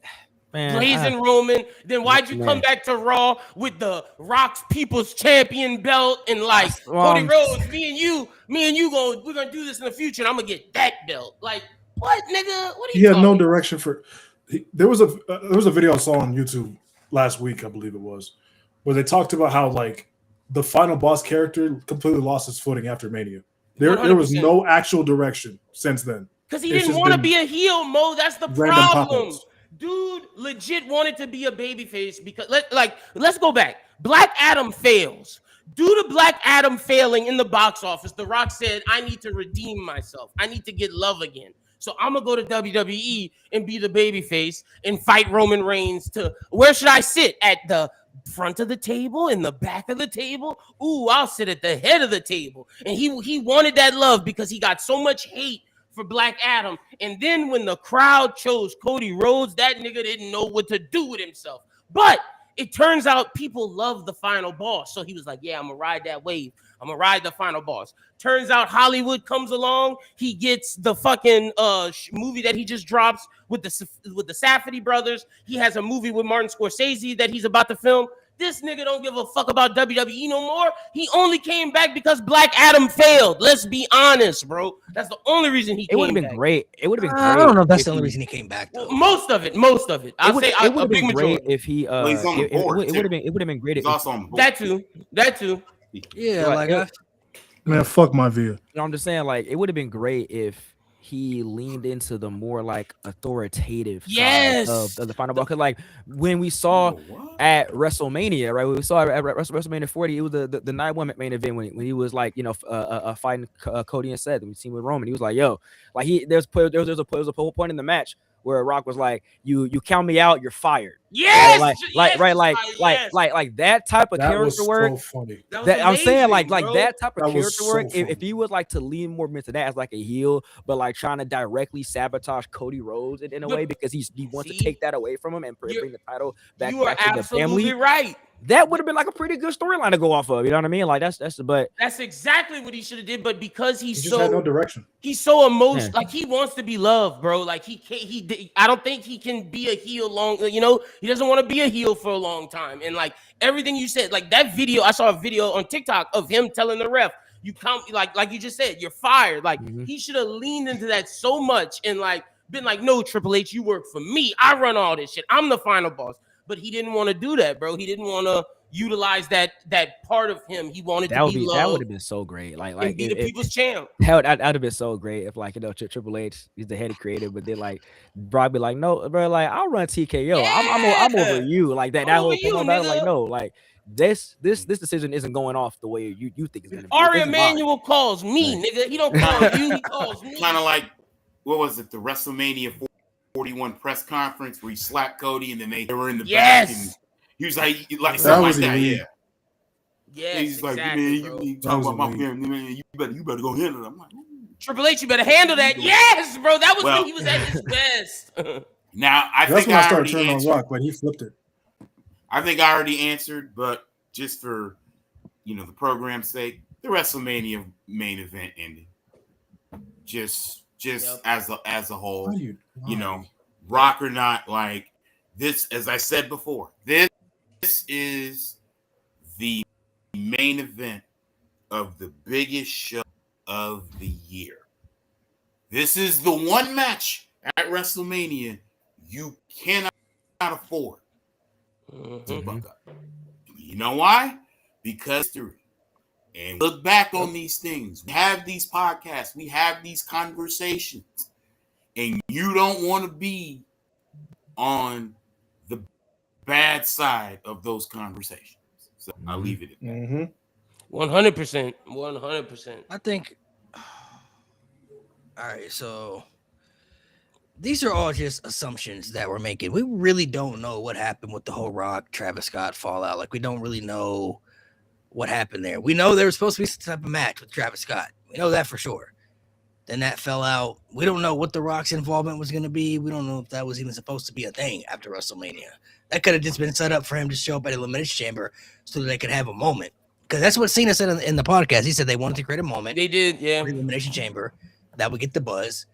They wanted The Rock to be a part of it because he obviously brings attraction to it. But the way they set up the story in our mind made it seem like this was pushing something for the future or pushing some type of narrative, at least to WrestleMania and maybe past. That might have never been the plan, though, for all we know. It could have just been for the Chamber, and we just assumed that that was going to lead to Mania. But Rock could have, he could have never been a part of it, for all we knew. He could have been like, bro, I wasn't supposed to be a part of it anyway. Like, I wasn't never supposed to be at WrestleMania. The only reason why I think he was supposed to be a part of it is just based on that conversation he just had with Cody. And Cena was just like, after Elimination Chamber, we were supposed to have these pieces, and we just didn't have them. And we didn't have them, so we had to move forward and do what we could with the pieces we had. And Cody's laugh in his face just made it seem like they don't want to shit on Rock. But you're right, we don't know. We are assuming. We're trying to read between the tea leaves. So, and that is a fair point. We may not know what's going on behind the scenes, but we know what the hell we saw in front of our eyes. Facts. Like, Right. I mean, what we saw is based off the presentation of the shit that we saw, we assumed that Rock was going to be a part of future plans or a part of the story of some sort for the heel turn and all that stuff. But we're just assuming we don't really know exactly what the plans were, what were talked about, and we may never know. Honestly, they may never come out and say it. And even if they do talk about it, it's a situation of who believes who at this point. Now somebody comes out and says that, Rock could come out and say his story. Well, people could be like, "Oh, he's lying." That's definitely gonna be the first thing. And then if Cena comes out and says the same thing, they're gonna be like, "Oh, he's just a company He's guy. colluding." He try to protect, the industry. So we don't really know. The thing is, the conversations that are had. I feel like if The Rock wanted to commit to it and he was committed, he would have did it. Because we saw him do it last year when he was a part of WrestleMania. He was in it. You know what I'm saying? That the plans had changed, but when the plans switched, he was there for the builds. He was showing up more than Roman at one point. He was for the story. You know what's funny about that? When he's a part of the stories, he's there. But I don't know if he actually was a part of what they were telling for WrestleMania. I think it might have just been a moment. The issue You know what's funny about that shit? I think it was like between 40 and 41, someone left a comment in The Rock's Instagram post. And it was like a rumor that he wasn't going to be at 41. Yep. And he told that person that it was bullshit. Yep. So where the fuck were you, nigga? Exactly. That you add that, and I think Bald-headed bitch. Where the fuck were you, nigga? On top of what you just said, Mo, because that is facts. He made it a point to be like, Dave Meltzer is wrong. I'm gonna be there. Okay, cool. If you know you're not gonna be part of the build as much, you backstage. Why say, Cena, I want your soul? You don't have to say that. You could have had a moment, had Cena turn here. You didn't have to say, Cena, sell your soul to me so we can continue this. Also, I do think, Malik, the issue, and I'm gonna let you go, Alan, after this, because it all ties in. Because of my movie podcast, I follow the news very closely. During that time leading up to 40, and the reason why he was so invested, he didn't have anything to film at that time. Like, the movies wasn't hitting because Black Adam wasn't doing what it was supposed to.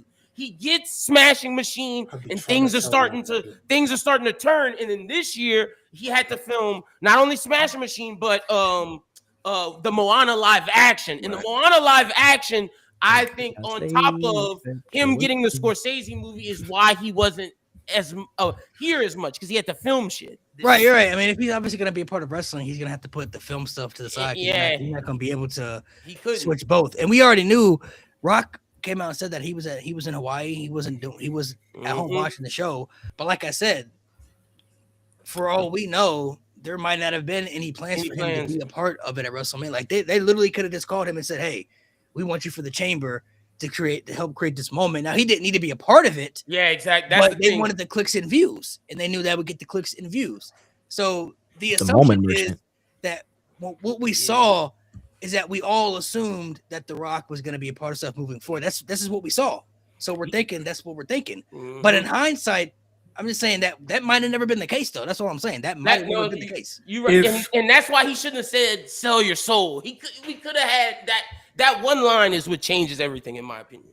If they were gonna have, because I remember the reason they said Ari Emanuel called him. He said that like I think ticket sales were low or something. They Yep, couldn't that's sell out exactly everything. what it was. Mo. If you wanted to use Rock as the draw that he is, I'm not about to pretend like he's not a draw even in 2025.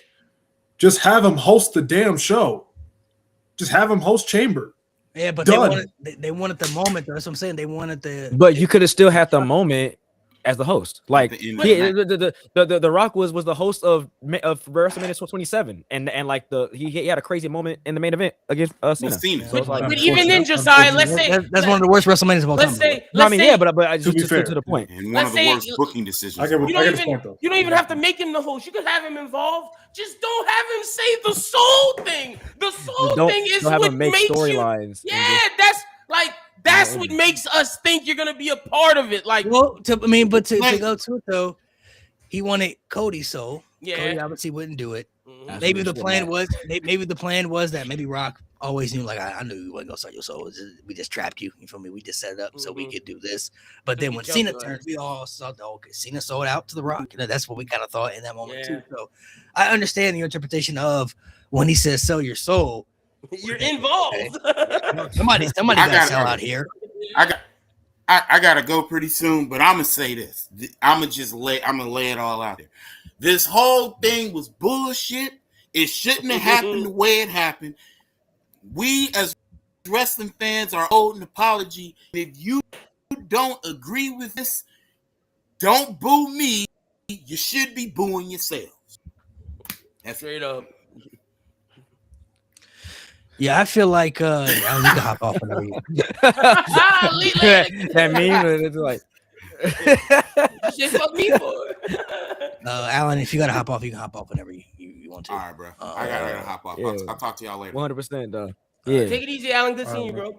yeah, I man. feel like though, like I said, it's just at the end of the day, it's all assumption though, because like I said, who's gonna believe who? If Rock Mhm. were to come out and tell the real story, we wouldn't know, and people would just say he was lying. Cena could come out and tell the same story. Cody could come out and tell the same story. Like we don't really know what, even like the stuff they show in Unreal, like That's scripted, bro. some Probably. of that stuff could be edited stuff and tell, you know Yeah, what I'm saying? sure. So it's like you don't really know though. Like unless you really like some of that stuff is real, but it's like I feel like there's still that illusion of wrestling where it's like you still don't kind of know though, unless you're like really in it though.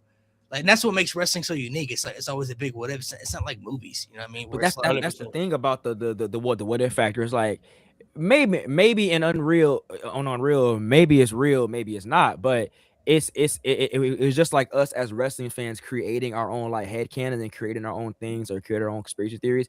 You bring out a show like that, it takes away that aspect of being a wrestling fan and like having like these predictions, right? So saying that, oh, I think this happened, or I think this happened because of this. But when they show you, oh yeah, so like we had CM Punk, winning the Rumble, but we said no, let's have Jey Uso win the Rumble. Like just outright telling us that, I was like, dude, now it's like, who telling is me for? this, and then telling me that you have the exact same problems that your audience has with Jey Uso. You literally have the same issues with his cardio and his conditioning, and then you put that on TV, and it's like, but the internet complains too much. You have the same issues as me. What the salute? yeah, it just goes to one of those like what's real and what's not real type of scenarios because we don't. I mean, we don't know. As fans, you don't really know when it comes to wrestling, so it's not like a movie. If like somebody was supposed to play a part and then they didn't play that part and got moved out, Yeah, somebody comes out and tells that story, he's like, all right, yeah, I mean that's believable. I mean, the reason to lie, but wrestling is all about keeping kayfabe. Sometimes gotta keep it in the illusion. So we don't really, like I said, we may never know what happened. We just have to go based off what we saw. I agree with The Rock showing up and everything. They didn't really need to include him. It was all just clickbait and for views and stuff, which was a cool moment. But it's like you still could have executed that heel turn if hypothetically you wanted to do it without The Rock involved. Yeah. And if you knew he already wasn't going to be involved afterwards, then why even do it? You know what I mean? Because now he's got to take blame for that, and it might not even be his fault. You know what I'm saying? Like it might not even be his fault. And that's a good point. Because if you already knew going into it, like, yeah, we already know Rock's not going to be at WrestleMania. We already know he's not going to be a part of it.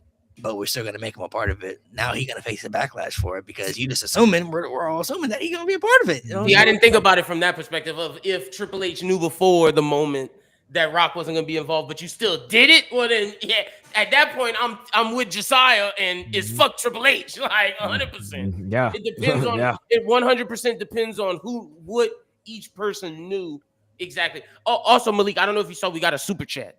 Yeah, we got a couple of those. I got them saved. We'll get to the super chats at the end of the show. So for people who send us super chats, I do got them saved on the side right here, and I will get to those before the show ends. So do not worry, because we're kind of just going along with different conversations right now. So I don't want to interrupt the conversations, but I do got your super chat saved, so we will get to those before the show ends. But yeah, it's just a matter of speculation and shit. We don't really freaking know how things went down because we weren't there in the conversations. Right. You know what I'm saying? And it's like I feel it's just hard for me to really sit back and believe that like Rock just said fuck us. No, it's just hard for me to really believe that Cena Well, is really just sitting back during his own retirement tour and just like there's no way he can think that all this shit is good. You know what I mean? Yeah. Like I don't. in his heart, he knows what he likes and what he doesn't like. And I'm not saying that he has to go against the grain, but it's like if he really is just sitting back and there's like, yeah, we're bringing in Travis Scott for this and he gonna do all this, and he's like, all right, cool, whatever. Like because that goes into my point I said earlier about like how John Cena, that's his one like tragic flaw as a WWE superstar is that like he thinks that he's giving back to us as the fans, but like us as the fans, we don't like most of the stuff that we're saying. Like we don't like the fact that you're doing program with Brock Lesnar. We don't like the fact that Travis Scott got involved in this. We don't like most of the stuff that you're signing off on that like you think that you think is gonna leave like a lasting legacy. It's like it's just not cool. I just don't. That it goes back to that. You know what I'm saying? To tie into what you said last week, Malik, I think this is also John Cena's issue. Ever since the Nexus, I don't think John Cena wants to insert himself into creative because the one time I was just about to ask that question. Yeah, he buried the just about to ask Nexus, the question. and like I think that really fucked him up, bro. I think that like truly. well, I mean, in hindsight though, it's like and I don't think he want to put in decisions anymore because of that. I mean, I don't know. There's no way he's not putting in input and decisions though on certain things. You know what I mean? Like every top star does that. Every top star has pull. It's like sometimes you mess things up, sometimes you get things wrong, or sometimes you have issues with certain superstars. That's normal. But it's like this is your retirement tour. The whole year is about you. You should have more like, say. This is your last year, from what you're saying. It's the last year you're ever gonna see John Cena as the John Cena character, right? So the whole year essentially is about you. Even if you don't want it to be that way, that's how it's set up. It's a whole retirement tour, so it's gonna be set up. I would have went that full way. Hogan. Yeah, And he I feel should have like- went full Hogan. He should have. I would have went full Hogan. I feel like there's certain things like yes, you let Triple Way H better and than them me. decide who goes over, who wins, and stuff like that. But it's like you're not pitching ideas of who you want to wrestle though. Like you're not looking at the roster and saying, "Man, hey, I need to wrestle that guy before I retire. Hey, put me in a program." Because The only person he chose, it seems, was AJ Styles. Damn near. I'm saying I heard and even that they said was planned. Yeah. I heard when he was on Chris Van Vliet's podcast and he was saying like the only idea that I pitched out was how I wanted Saturday Night's main event to go, and it was to showcase the stars of the future, and for me to be, you know, for me to do some good and like to sprinkle some memories up in there. He said I don't want to go out with fans remembering on what I did. I want them to go. I want them to showcase what I'm leaving for the business. That he said that's the only thing that he had pitched creative wise for his retirement tour. So that alone should tell. I'm like, bro, like I said, you're John. Like I said earlier, you're John Cena. I know you have the pull to do these different. Like I know you have the pull to like to say like Malik said, hey, I want to wrestle that guy for retire, or I want this for retire, or like I want to make sure that this is crazy. I want to make sure that we sell out this arena. I want to do this and that. Like, come on, dude. Like, yeah, he should have had more of a hand in it, bro. He should have like 100%. But we don't, again, to Malik's point of us not knowing, he might have pitched this whole bitch. Like this might have been his whole idea of the whole thing. And then at that point, it's like, damn, Cena, your creativity is a little whack. And if it is like, and if it is, I don't want. I don't want to know. Yeah, I don't want to ever I know don't want about Cena that. with some headphones on backstage. If that's the case, bro. I ain't gonna lie. Yeah, I mean, there's certain things that I feel. There's certain things that I feel that they could have did differently if Cena had spoke up about certain things, like the whole Brock Lesnar stuff. We didn't need to see Brock Lesnar beat John Cena like that to already know who Brock Lesnar is. We already know what Brock Lesnar's about. We know that he's the beast. We know that he's the dominant guy. We understand who Brock Lesnar is. He didn't have to do that to John Cena to bring the illusion of Brock back or whatever they wanted in that case to try to get done. We already know what he's about. It's not like Brock Lesnar's this new upcoming guy. It's like, who's this guy? Yeah. This guy's a Future legend in Hall the of Famer, business, bro. Like, we already know what he's done. Mm. We understand He his did this to him gimmicks. Suplex City, before. the Conqueror, the Beast Incarnate. That's who he is. So we understand that. And I feel like for them to give Cena one of those matches during his last year, it was like that. They didn't really need to do that though. Like, we didn't need to see him do John Cena like that for us to understand who Brock Lesnar is as a character. We already know. Yep. We've known for years. Yeah, He already bro, did- stop- he already stop did that bringing shit out to Make-A-Wish Cena. kids for shit like that, bro. I'm sick of it, bro. Yo. I'm sick of it. Well, Bruh, it's done, Josiah. You don't have to worry about If I was that in- no more. If I was in charge of Make-A-Wish, I'd have been fired this nigga, bro. Like, dude, like, what do you think that does for our brand, bro? Like, this is the second time that we had you do this, bro. First at WrestleMania, you just lose in front of kids. Now you just get to short in front of kids, but like, what that say to us? Does Cody pick up the torch and bring the Make-A-Wish kids out to lose? Man. Man. At that point, it's like, you know what, we're going into a comfortable, closing. You know what I'm saying? Like, it's all good. Man. You think Cody will be the next guy to do it? We lose. I was making that joke. Yeah, With the Make-A-Wish kids, I mean, it's shit, possible, bro. it is possible. Brings them all out to do the wall just to take an L. Ooh. Yeah, they all go out. I'm Yo! saying, You see yo. them all in the line. They get ready. They all do the whoa, and Cody has take that L. And then like bro taps out. Like, you know what I'm saying? Like what does that prove? You know? Like, Someone in the comments said one of the things they hated this year was how much Rikishi bitched about Jay Uso just for Jay Uso to be one of the worst parts of the year. Yo, Rikishi did bitch a lot. Nah, he definitely was saying something. Way too damn much. Bro, Just- Rikishi just for had that's that's the crazy thing is Rikishi has 3 sons in WWE. He didn't give a fuck about Jimmy or Solo. It was just Jay. That's the only nigga he was complaining about. I'm saying, bro. And then the nigga had a nerve to say they pushing Jacob Fatu too fast. Push my other kids. What? My other kid, Yeah, My other Yeah, kid. because he don't give a fuck about Singular. Jimmy. or You Solo. could tell who his favorite is. You could tell who the favorite is. Yeah, it's Jay, 100%. 100%. It might be Jay, probably. I mean, well, Jay's the most over guy. I don't know. True, He's true. the most popular guy. So, True. but he was never even satisfied with the push that he got. Which I mean, there were He some was not issues at about all. it, but And the crazy thing is, how you gonna say don't push Jacob Fatu? That's your cousin. Like what? That made no sense to me, bro. When he was like, "Slow down, Jacob's getting too much love. Too much love." that's crazy. Like what? That's crazy. I saw that interview and I was like, "Oh no, Rikishi, you clown." I do bro. feel like though. I do feel like for me, 2025 has been Triple H's worst year on the main roster so far as head of Definitely. creative. I'm not gonna dispute For that. sure. Nobody should dispute that. Not But I even feel like a lot of people are reaching though when they saying 2019 was better, bro. No. I really feel like some of y'all got to go back and do your revisionist history.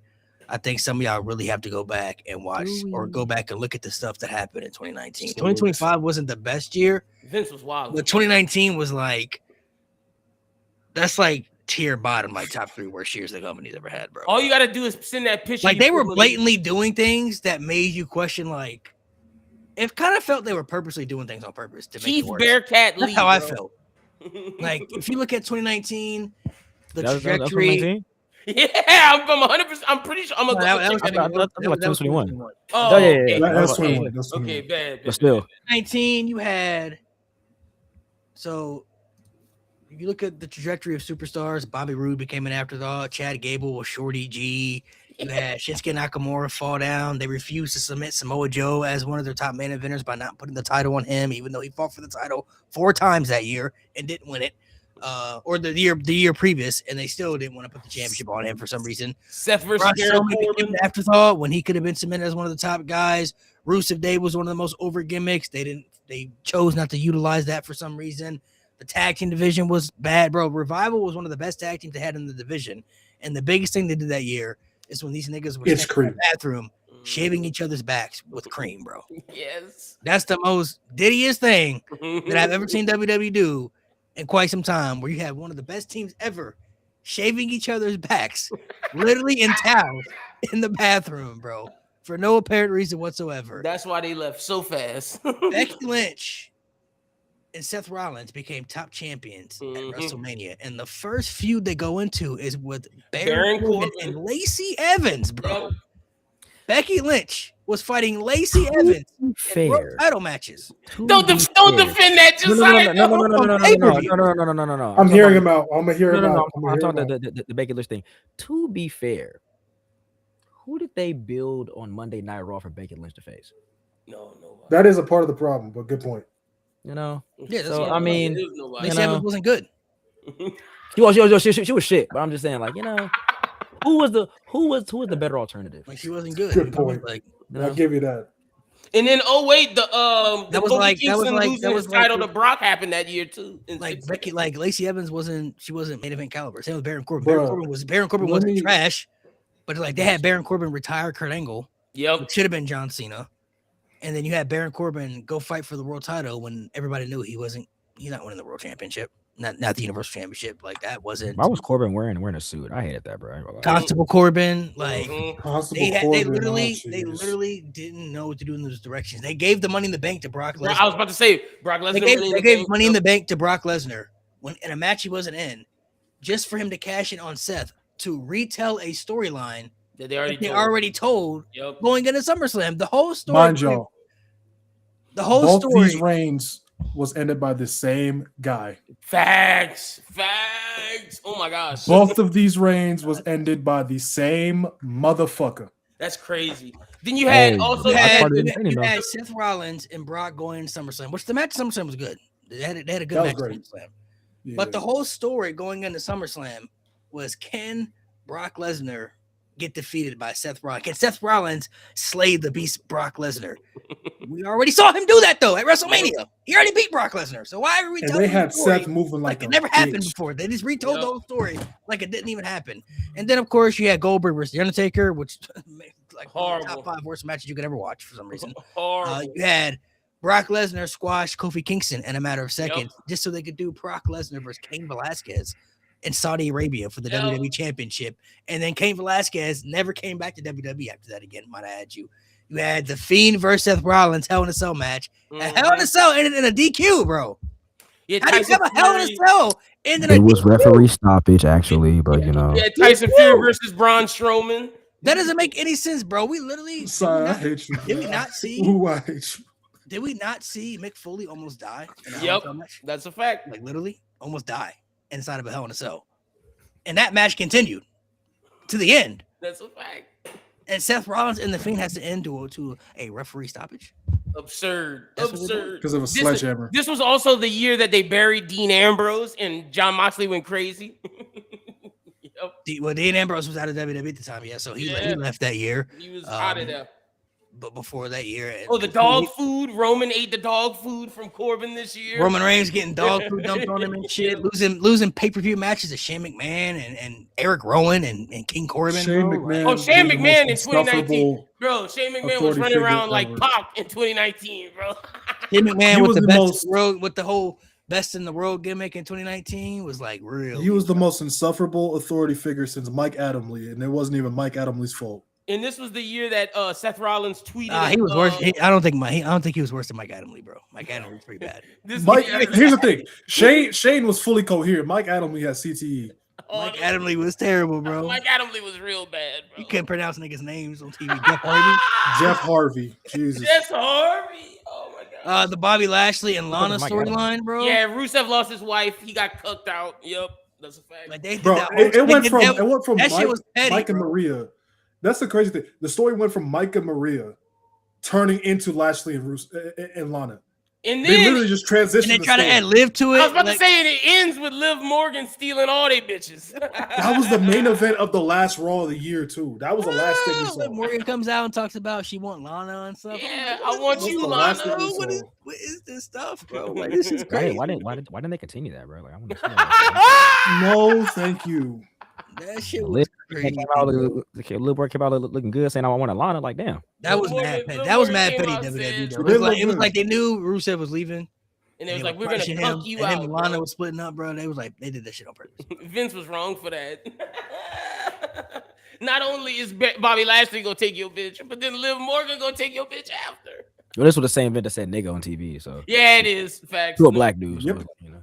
Yeah, he loved a good interracial couple being a cuck. The only people that were able to thrive, and the only motherfucker that was thriving in 2019, honestly, was Brock Lesnar and, Yeah, and truly. maybe Becky Lynch.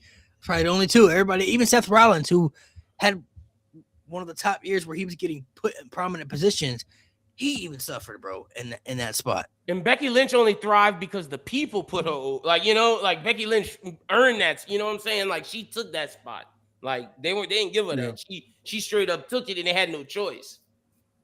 And they had remember the repetitive of rematches too, bro. Like, Mhm. they introduced the women's tag team titles, instantly did nothing with them after. Like That's why they was cursed. We considered them cursed, bro. literally did nothing with those Took tag them titles. off Sasha and Bailey just to put them on the Iconics and do nothing. Hey, They, shout bro, out they Iconic. had Paige. They had Paige managing Asuka and Kairi Sane. Why? Yo, What's the correlation? I forgot about that. I forgot about that. too. They had Lars Sullivan running around. I was about to say Lars What did he Sullivan do? was running around. Bro, they was trying to push Lars. Bro, No, they did Kurt Angle when so that dirty. 2018? Huh? I thought Lars Sullivan was until 2018. Nah, that's what. No, the Nah, reason why I remember this. That's 2019. The reason why I remember He it. squashed Luke house party on They Saudi did. They Arabia. did Kurt Angle so dirty. Gave him the worst retirement tour possible. Mhm. Had him lose to Corbin at Mania. Then come out at the Raw after Mania And lose the Lars just to get his ass whooped. Just to get his ass whooped by Lars Sullivan. That shit was nasty. disgusting, bro. Drew did make the nigga tap out, bro. That's so tough.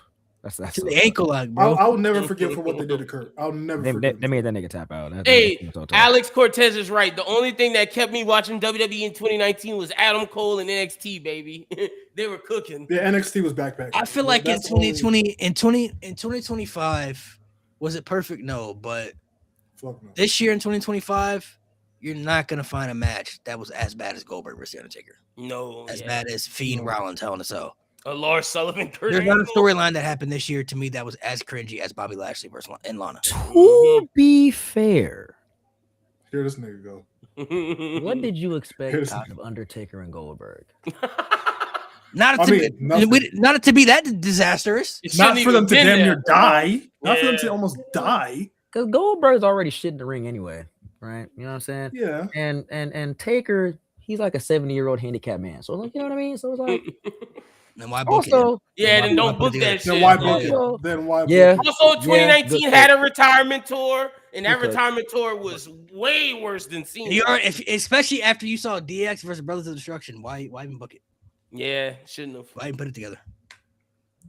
Mind you, Because Goldberg Undertaker hadn't can't- he Goldberg can't hadn't had a carry match nobody at that at that point. Goldberg hadn't had a match at that point since Brock Lesnar at WrestleMania, so he hadn't wrestled in 2 years. Bro, we forgot the wild card rule. Oh my Niggas god. trying to them doing the 2 out of 3 falls matches just to avoid wrestling during commercials. Like, imagine being in the arena and they're just like, "Yo, we're gonna stop wrestling because there's a commercial right now. We'll be right back to y'all." Nigga, what? I just paid money for this. Bro, Wait, this that happened?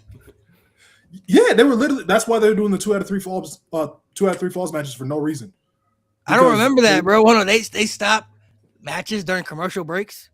They would do the they would do the 2 out of 3 falls. I believe they would like get the first fall before commercial, then go to commercial. They'd hold off everything oh my god. until they come back. Nah, that shit is it crazy. was like I a did not boxing know match. that. It was like a boxing match. That's funny. What? Y'all forgot about that? Oh man. Yeah, I did not know about that. That's crazy. I didn't know. I don't remember that. I don't remember that. Yeah, because Vince decided that wrestling during commercials was unnecessary. Bro, Vince was doing those. See, this is what I'm saying. Vince was just doing the most randomest shit, bro. Like, doesn't even make. Like, how's he coming up with these ideas all of a sudden? Vince in 2019 He had was just he had been having matches wrestle on commercials for decades, bro. Now he just decided one year, yeah, don't make sense. We're not gonna do it anymore. You've been doing this for 2 decades now, bro. He What are was you talking about? 74. Imagine paying bread for He that. he was 74 at the time, bro. Nigga brain was gone. It was mush. That shit is crazy, bro. I do not remember that, bro. I do not remember. Oh, they introduced the 24/7 title that year as well. Oh yeah. Well, that was okay on social media, but It was on cool. TV, It was cool for a little. Reggie was also the greatest belt holder of that. It was cool for a little Hey, month or John two. Reggie. He was also the greatest one to hold that. Excuse belt. me. It was cool for a little month or two. And then you And know then what they it did ran afterwards? Then it got absurd. You know what they did afterwards? Peter They had Rosenberg. They won, have bro. Jeff Hardy chasing that title, bro. Jeff Hardy chasing that title at one point. Nigga, they had Bobby Roode chasing that title. Like, Bobby Roode. was Hey, chasing the 24/7 title, bro. disrespect that Bobby Roode suffered at the hands of Vince McMahon and the main roster was so fucked up, bro. Bobby Roode was a star in the making. but R-Truth made that shit work though. I ain't gonna lie. He R-Truth, did. R-Truth made it work. He did make it work. R-Truth made it work. I forgot Jeff was chasing that title. R-Truth was the only one that made it work. Bro, he was chasing that 24/7 title, bro. I feel sick. R-Truth had 54 24/7 title reigns. Hey, did y'all think that the PC era was bad? Like real bad? Yeah, Hmm? it's pretty bad. Yeah. It's pretty bad.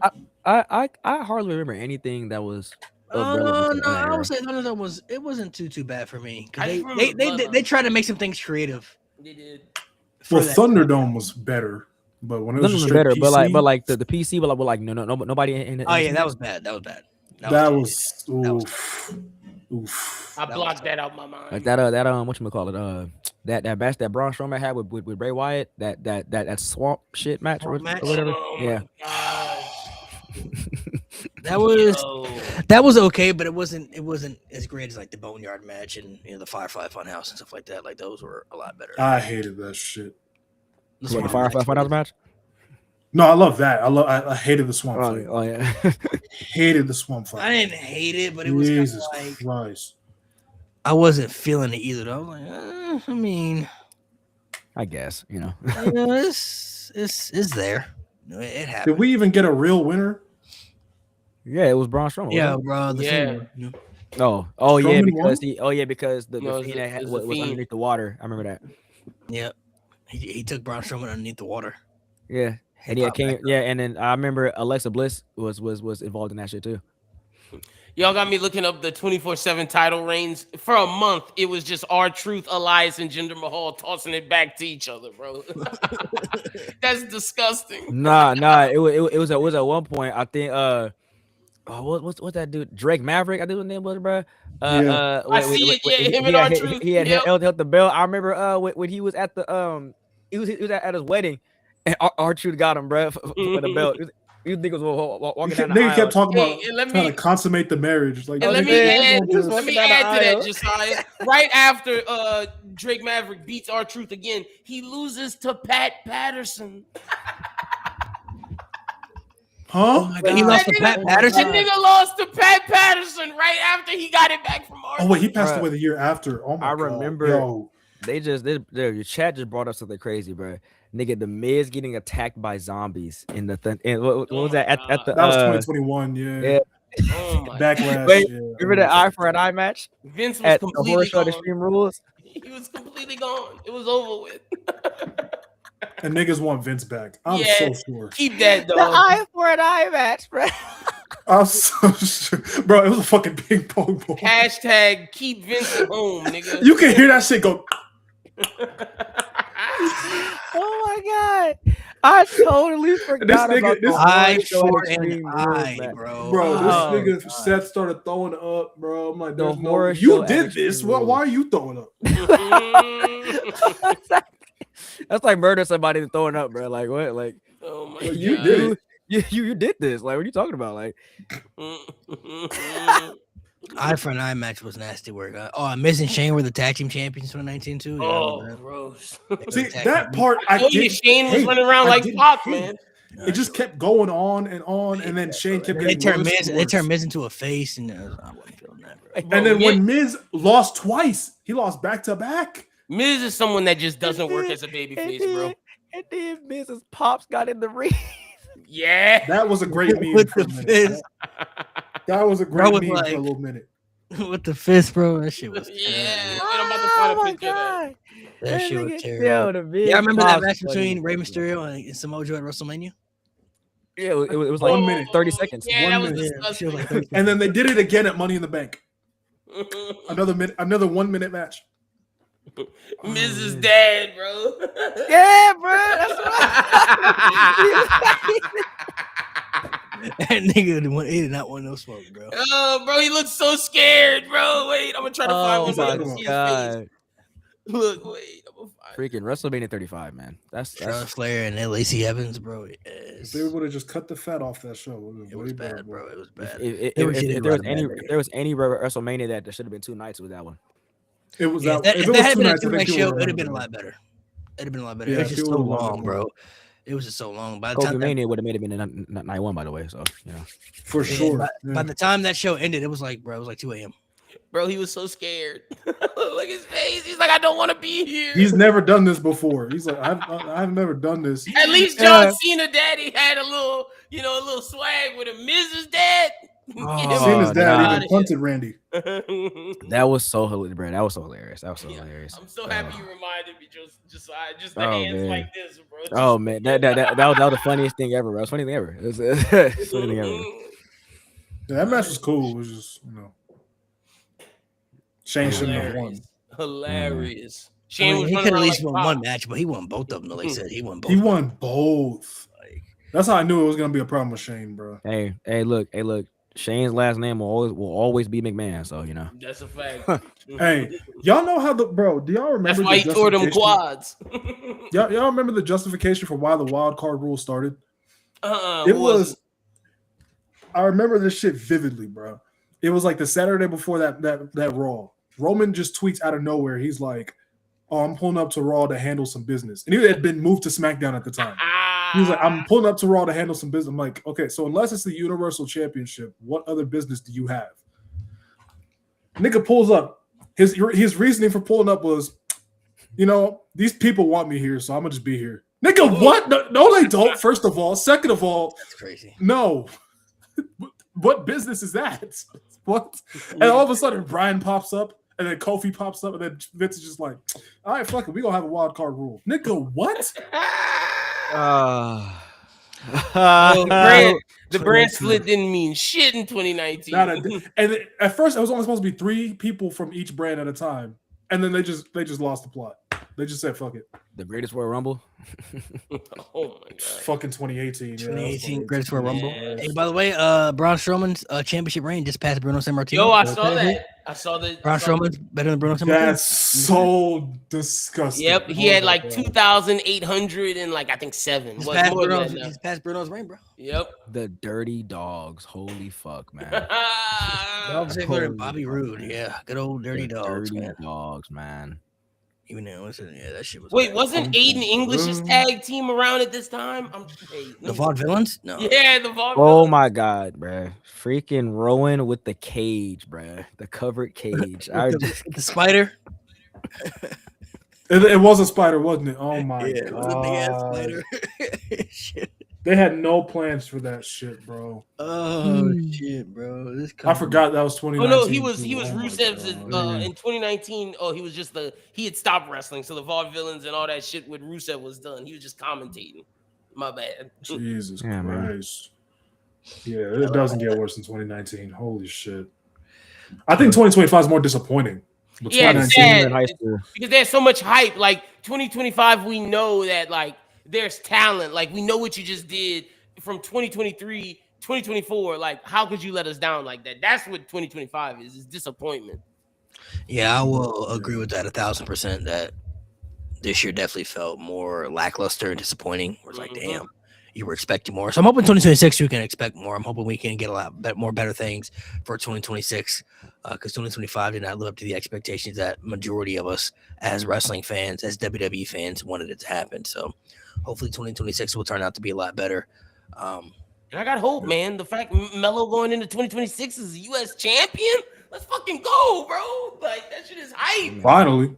We need to watch. Hey, real shit. All of us, we gotta be, and everybody in the comments, y'all gotta watch the episode on Friday. We gotta make sure that Melo winning the championship is like the most hype shit on the internet. Oh, wasn't 2019 also the year that they try to transform Mojo Rowley with that little face paint thing and shit like that?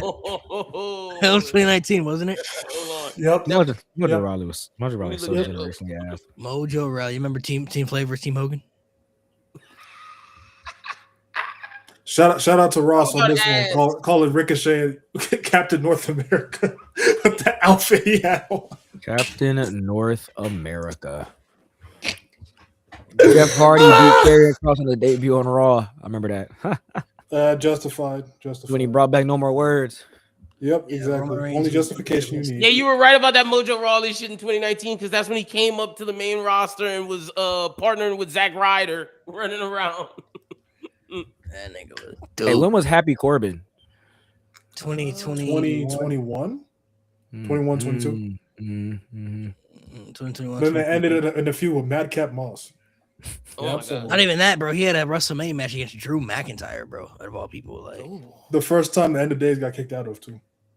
Oh my Drew god. Ever? McIntyre and Baron Yeah. Corbin. That move was That's a protected, crazy bro. protected. That's a Well, crazy yeah, protected move. Undertaker. Well, he said in the interview, he was like, Undertaker told him, "Hey, you're one of the bigger guys here. Pick one move, and you need to protect it." And that's the one he chose. At the end of the days. No, that's good. That's good. All right, fellas, we'll go ahead and sign off here. We've been on here for over a little 2 hours, so make sure you guys hit the subscribe button. We'll be back next week with the final episode of the No Name Pod, giving our predictions for 2026. Make sure you stay tuned for that. We should have the full squad here next week, so make sure you guys pull up, hit the subscribe button. Josiah, thank you for taking the time to come out here today. Shout out to Alan for coming on for a little bit, Yes, taking the time sir. out of his day. No Make sure you problem. hit that subscribe button, man. Subscribe. We're gonna be back.